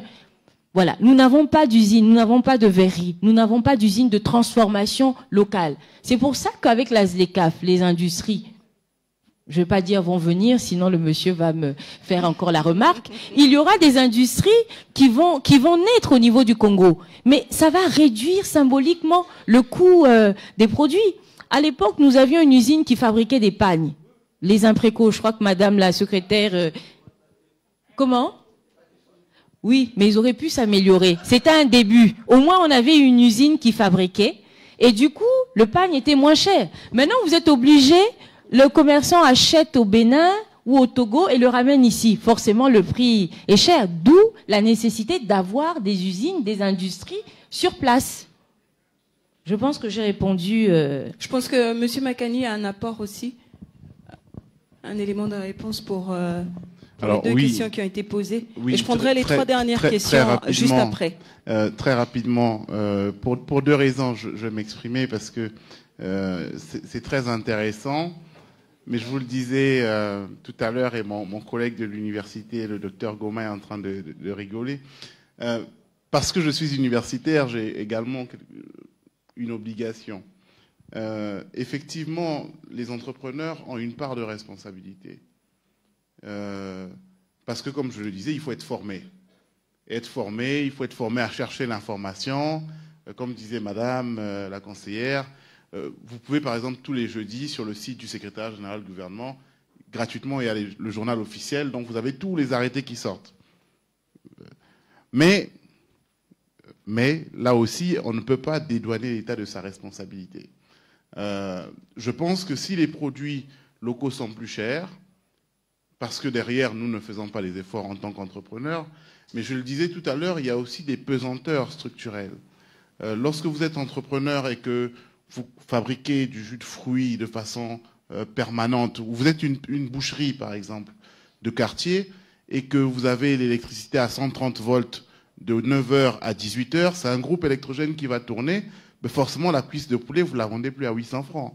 Elle coûte beaucoup plus cher. Donc, là aussi, il y a... si les produits sont plus chers, c'est peut-être parce que nous n'avons pas les bonnes méthodes de production, mais il faut dire que l'État ne facilite pas, ne favorise pas la compétitivité des entreprises congolaises. Donc je tenais quand même à le préciser. Il y a deux éléments. Nous prenons un peu de temps pour ceux qui voudraient partir, et je sais que vous habitez loin pour certains. Nous prenons un peu de temps pour ces questions qui sont essentielles. Vous voyez, le monsieur, ce qu'il a vécu, ça aurait pu lui coûter son business. Et ce business-là sert certainement à nourrir sa famille.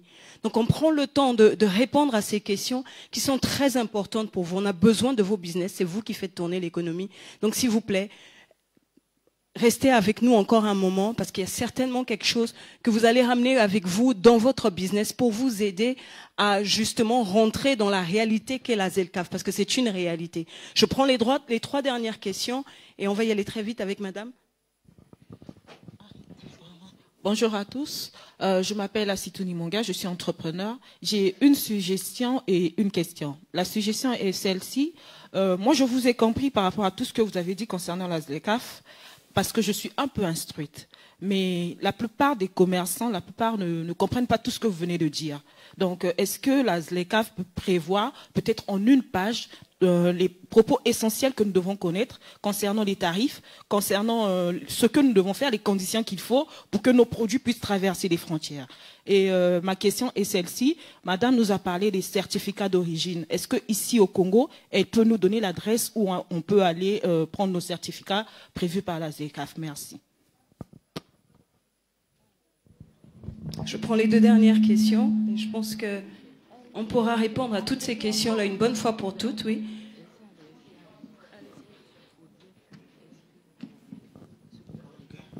Merci beaucoup. C'est M. Kiang Galmouni, promoteur de Cleaning Garden Service. Nous évoluons dans le secteur agricole. Je rejoins mon frère et le frère aussi qui a posé les questions. C'est dans l'informel. Quitter l'informel à être formel. Je pense que vous avez parlé tout de suite en ce qui concerne, comment dirais-je, vous avez parlé quelque chose là. Bon, ok, ça va venir. Bon, ok, moi le problème c'est comment la ZLECAf arrive, comment pouvons-nous compétir au moment où l'économie congolaise a plus de 84% dans l'économie informelle. Notre économie est dans l'informel. C'est le secteur informel qui génère plus d'argent au Congo que le secteur formel. L'autre question, c'est beaucoup de nos PME demeurent encore dans l'informel. Je pense que mon frère a posé une question, mais je pense qu'il n'y a pas encore une réponse là-dessus. Parce qu'il a parlé de l'informel à l'informel. Parce que pour affronter la ZLECAf, nous devons nous préparer, nous les petites et moyennes entreprises, à être formels. On ne peut pas rester dans l'informel. Parce que l'informel, comment on peut compétir avec les autres? Il y a une grande concurrence qui arrive. Sans ça, nous serons envahis, nous serons écrasés par les autres. Merci beaucoup. La dernière question. Merci beaucoup. Je suis René Diane, responsable de la structure Koudia. Nous faisons dans la restauration et aussi l'agroalimentaire. Nous sommes situés à Djata et ça fait 8 ans qu'on se bat à garder debout cette structure. Et je remercie les autres qui ont déjà dévancé pour les questions d'électricité. Je prends un exemple, par exemple, rien qu'au restaurant. Il arrive des mois où on paye 90 000 francs que pour l'électricité. Imaginez les locaux, on les paie à combien? Il y a des collaborateurs qui sont là. Et parfois, vous vous retrouvez avec le maximum de charges. La famille sait que vous entreprenez. Et à la fin, vous n'avez rien. Et vous avez beaucoup de jours de pleurs. Et l'autre situation qui nous tue, c'est les taxes. Elles sont assez éparpillées. Il y a la mairie, il y a le domaine public, il y a les impôts tels que dites, il y a les services d'hygiène qui passent, il y a tout le monde qui passe. Et après, un moment, c'est trop. La suggestion ou la proposition, nous sommes en Bongi des entrepreneurs. Et je crois que c'est très important que nous qui touchons du doigt la réalité, patientez s'il vous plaît, que vraiment qu'on puisse exposer cette difficulté. Si pour nous qui sommes très petites entreprises, vous voyez, on a commencé depuis 2015, que restaurant. Aujourd'hui, on est aussi dans l'agroalimentaire. Mais pourquoi ne pas prévoir pour nous les petites structures?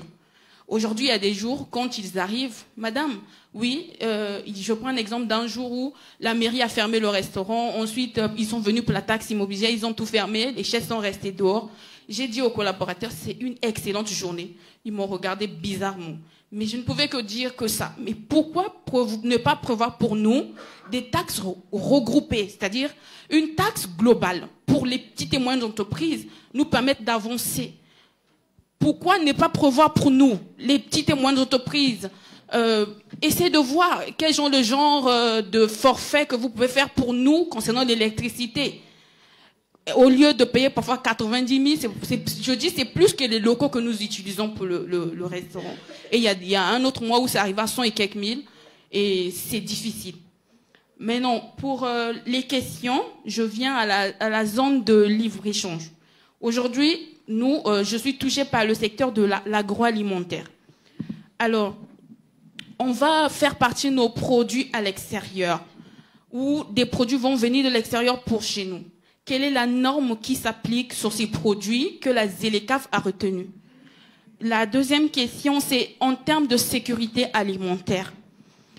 Est-ce qu'il y a un laboratoire qui a été prévu déjà, ou il y a quelque chose qui sera mis en place, que rien que la ZLECAf qui sera à la charge de la ZLECAf pour s'assurer de la qualité des produits qui entrent et qui sortent d'un pays à un autre?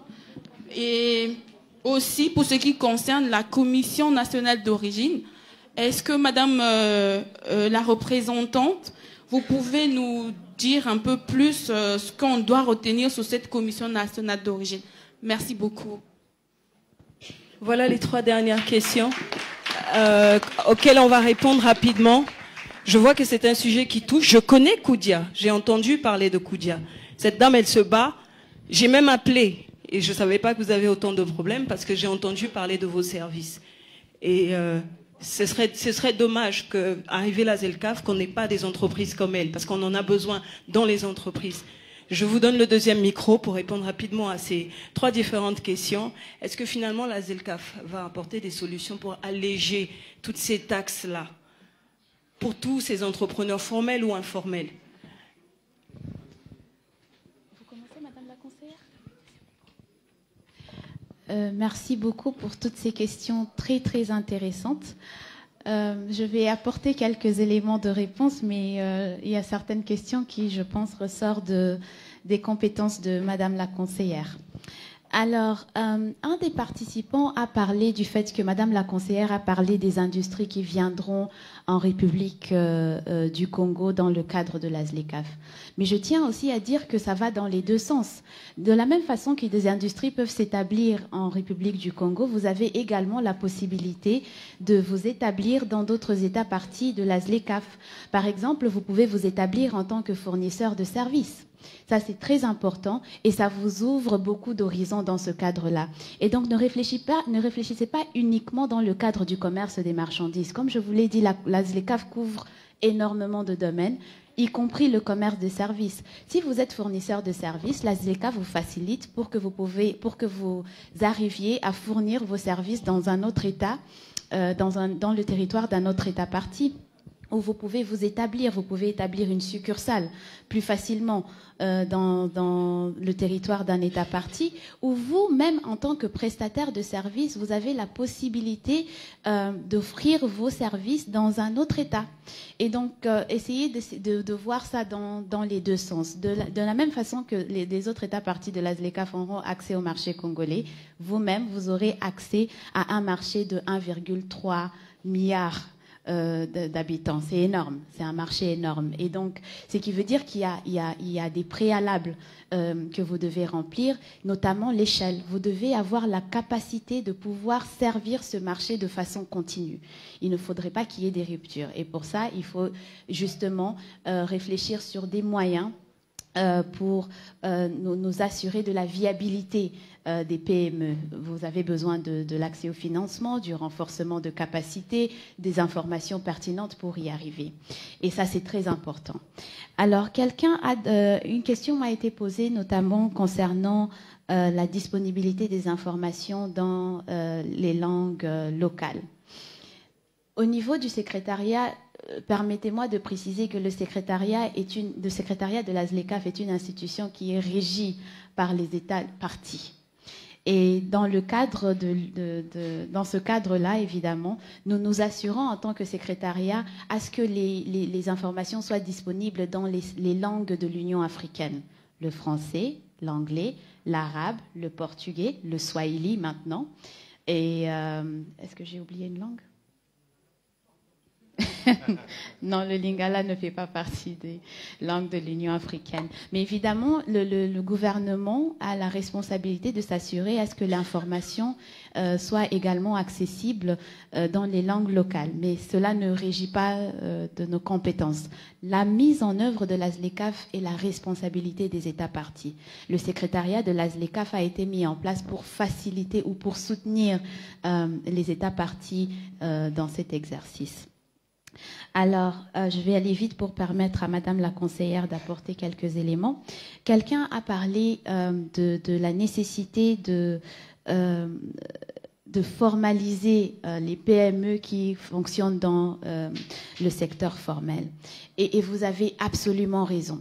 Mais en fait, une chose qui a été développée dans le cadre du commerce, c'est qu'on s'est dit, d'accord, la formalisation est un problème sérieux, mais nous pouvons trouver des solutions pour permettre, et nous n'appelons pas ces commerçants des commerçants informels, mais des commerçants à petite échelle. D'accord. Nous mettons en place des mécanismes pour permettre aux commerçants à petite échelle de pouvoir faire le commerce transfrontalier beaucoup plus facilement. Il y a, par exemple, au niveau de certaines CER, un régime commercial simplifié qui a été mis en place. Et ce régime, je ne suis pas sûre qu'il est applicable en Afrique centrale. Madame la conseillère me dit que non. Mais par exemple, dans la région du COMESA, et dans d'autres de COMESA et de la CEDEAO, ce régime fonctionne comme ceci. Vous êtes un commerçant, par exemple, et vous vendez des produits agricoles, des produits périssables, et vous avez besoin de les vendre dans un autre État partie. Alors, ce qu'on va faire, c'est évaluer la valeur de vos produits.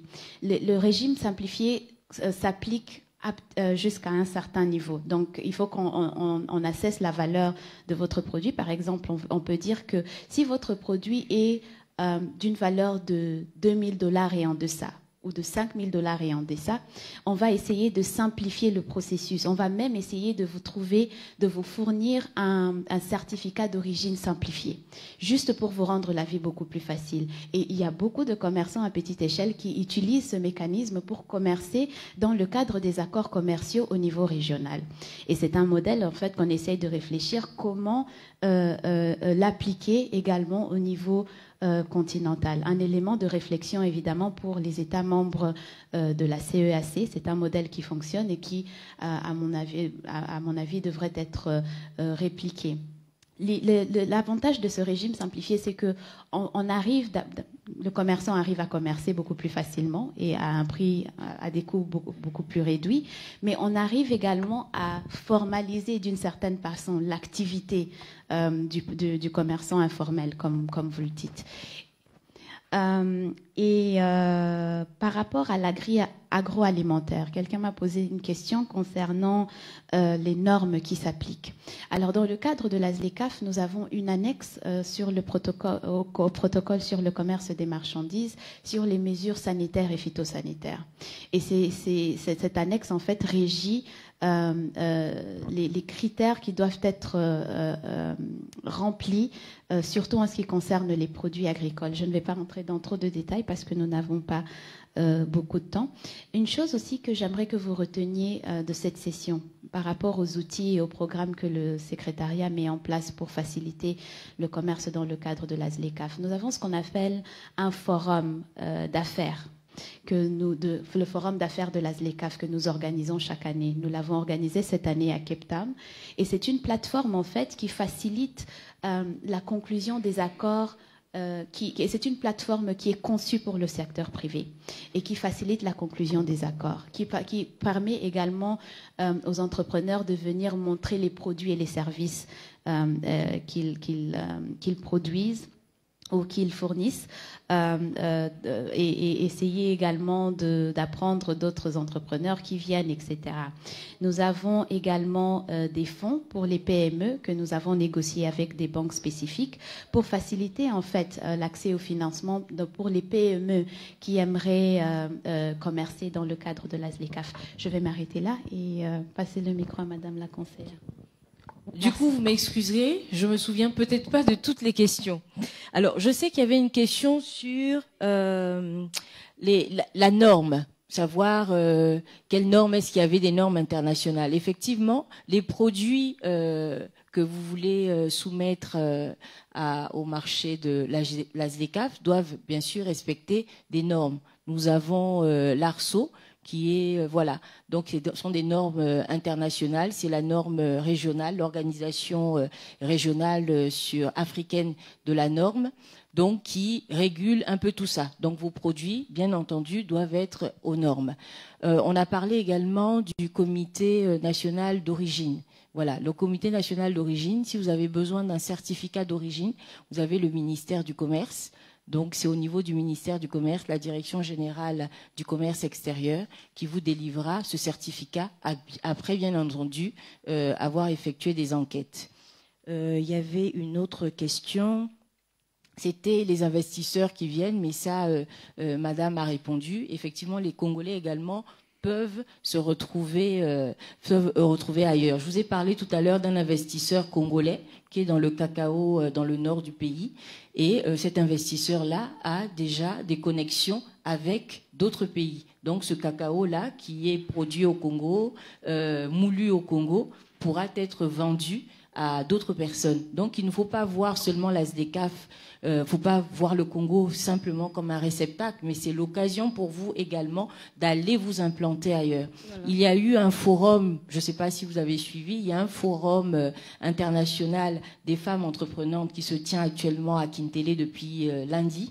Il y a des entrepreneurs africaines, des femmes, qui sont venues et qui ont voulu également s'implanter déjà au niveau du Congo.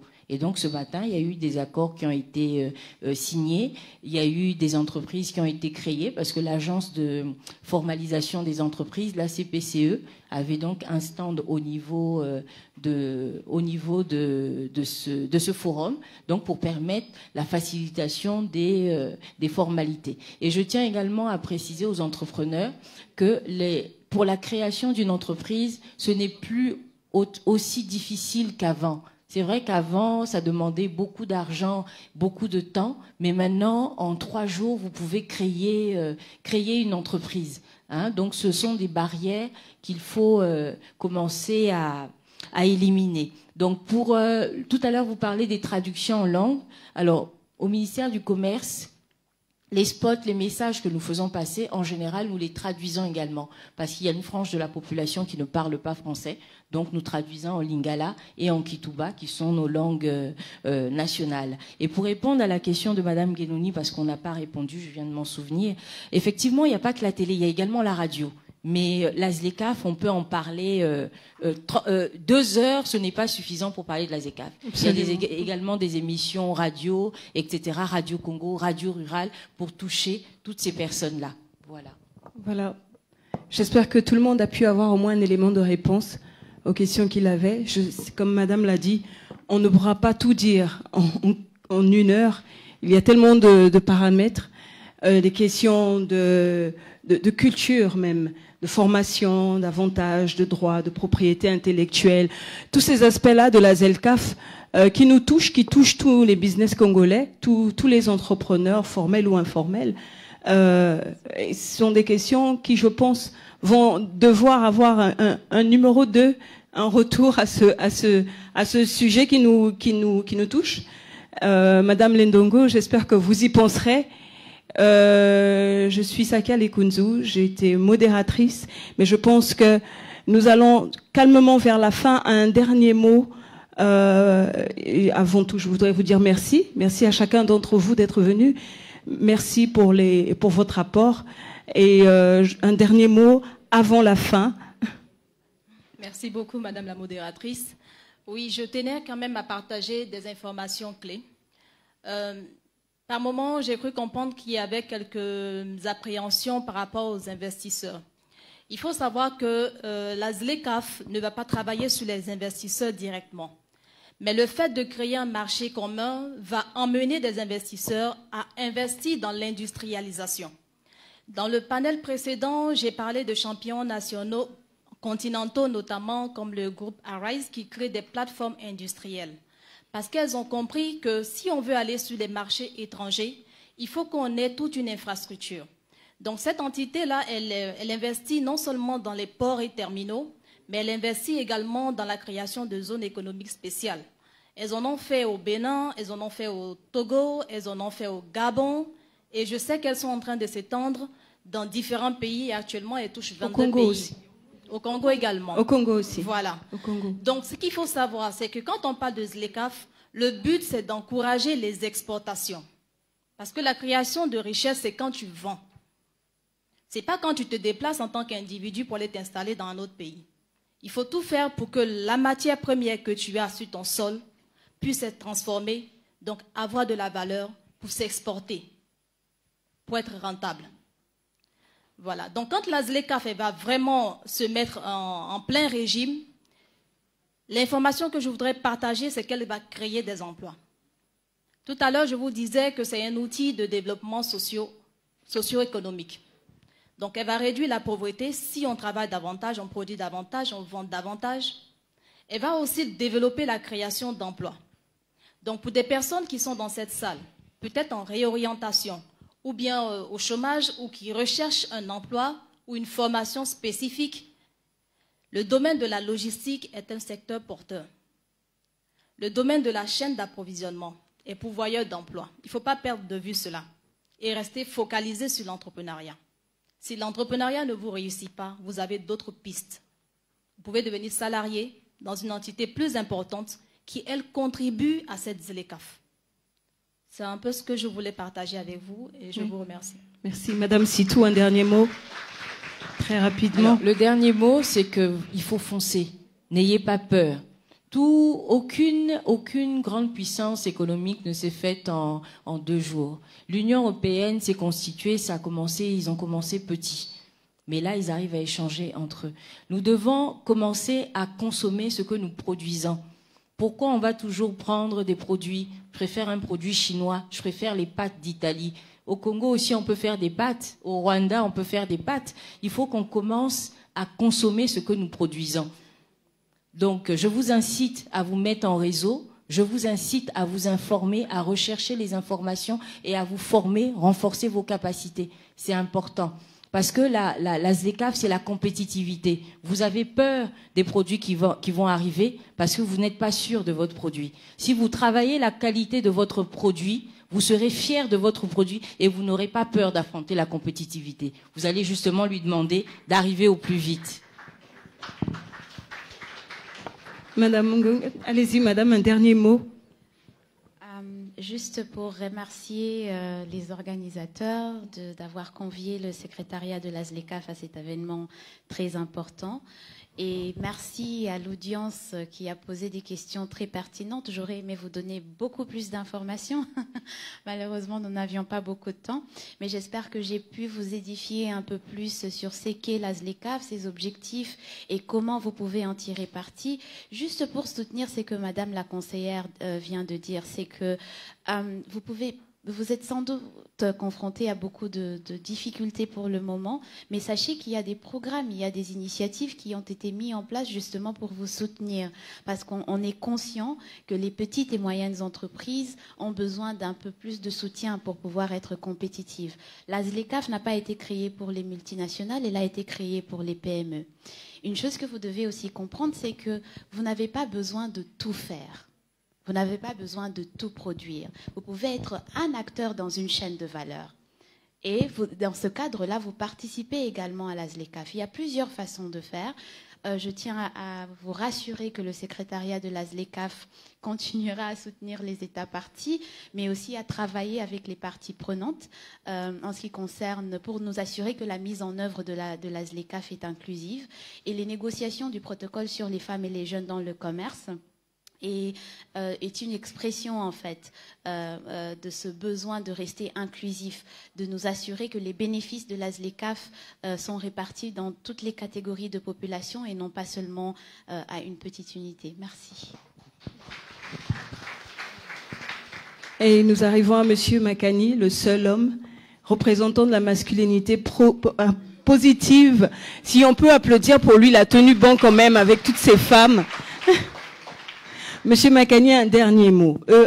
N'oubliez pas de nous parler de l'ESGAE qui soutient les entrepreneurs, qui donne des informations. S'il vous plaît, prenez contact. Financement. On parlait de manque de financement. Voyez monsieur à la fin, s'il vous plaît, monsieur Makani, c'est pour notre bien. Ils sont là pour nous. Je pense que là, monsieur Makani, votre dernier mot. Le dernier mot. Je remercie les organisateurs pour l'invitation. À l'endroit des entrepreneurs, c'est formez-vous, formons-nous pour être en mesure de diriger les entreprises demain dans un environnement qui sera extrêmement compétitif. Et puis à l'endroit des pouvoirs publics, je pense qu'il faut que nous ayons un réel débat, soit un débat parlementaire ou autre, mais le ministère du Commerce seul ne peut pas se débattre. Il faut avoir un vrai débat pour savoir ce que nous devons offrir à nos entreprises pour qu'elles soient compétitives. Tant du point de vue de la fiscalité, de la parafiscalité, il faut un débat, à la fois pour accompagner les entreprises et puis pour sélectionner les filières. Bon, je n'irai pas dans le sens de la Chambre de commerce qui a choisi le manioc et le coco, mais c'est leur choix, on le respecte, c'est pour vous taquiner. Mais voilà. Exactement. Donc je pense qu'il faut qu'on ait un vrai débat pour offrir aux entreprises un cadre qui va les rendre plus fortes, plus performantes. Et puis, merci. Est-ce que vous êtes d'accord avec ça, l'audience? Est-ce que vous voudriez qu'on ait un vrai débat avec plus d'informations, un endroit où vous ressortez avec des adresses? C'est vrai que madame nous a promis le site où on peut trouver un peu plus d'informations et je pense qu'on a vraiment besoin de passer à la pratique même. Merci beaucoup. Et puis aux organisateurs, c'est une très belle initiative qu'il faut pérenniser. Je crois que c'est une maison qui est en train de s'élever, mais si vous l'arrêtez au niveau du chaînage, elle est inhabitable. Donc on attend la prochaine édition pour continuer à débattre sur les questions d'entrepreneuriat féminin et sur toutes les questions qui touchent au genre. Je vous remercie. Voilà. Nous sommes arrivés à la fin de notre discussion, de notre panel. Femmes entrepreneurs face aux enjeux et défis de la ZLECAf. J'espère de tout cœur que vous avez reçu au moins une information qui a pu vous aider, sinon d'avoir su c'est quoi la ZLECAf, pour ceux qui n'avaient jamais entendu parler de la ZLECAf.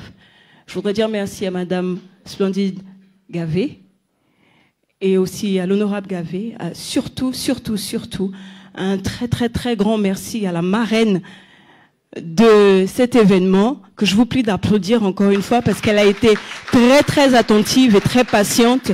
Je pense que nous aurons de très bons rapports et que les choses vont vraiment évoluer parce que j'ai vu votre attitude et je pense que vous n'allez pas rester tranquille sur ce sujet-là. Et c'est justement la raison pour laquelle on en parle. Merci à vous encore une fois. Je suis Sakia Lekundu et j'espère que j'aurai pu vous aider aujourd'hui encore à aller de l'avant sans avoir peur de la ZLECAf. Je suis entrepreneur comme vous, donc moi aussi j'ai eu ma part. Merci à vous. Au revoir.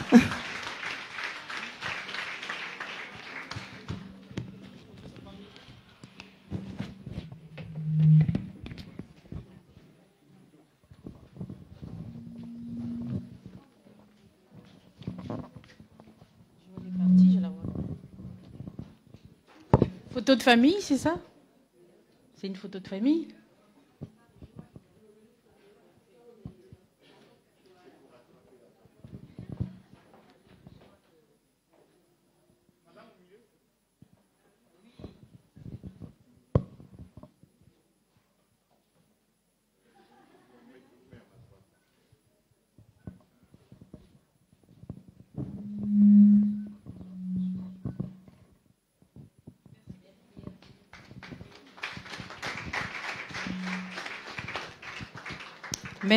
Merci en tout cas pour ces échanges très riches. Merci Sakia, merci à tous les panélistes qui sont passés depuis ce matin. Merci à Joël, merci à tout le monde, merci très chers participantes et participants. On avait un dernier panel qui devait clôturer la journée, mais on pense qu'on est tous fatigués, parce que moi je le suis là déjà. On a préféré, vu tout ce qu'on a avalé depuis ce matin, je pense qu'on en a beaucoup eu. Ce quatrième panel, je pense qu'on n'en aura plus besoin. Donc on se donne rendez-vous pour demain, 8h30, 8h30 ou 8h 8h pour d'autres panels et d'autres initiatives qui nous attendent, à savoir les formations, les tables rondes, les ateliers et masterclass, et aussi un talk show qui réunira quelques profils assez intéressants que nous avons repérés tout le long de ces échanges. N'hésitez pas à y participer pour faire partie peut-être du décor ou poser des questions. Donc, pour lier l'utile à l'agréable, juste à la sortie, vous aurez un petit rafraîchissement. Et puis, les panélistes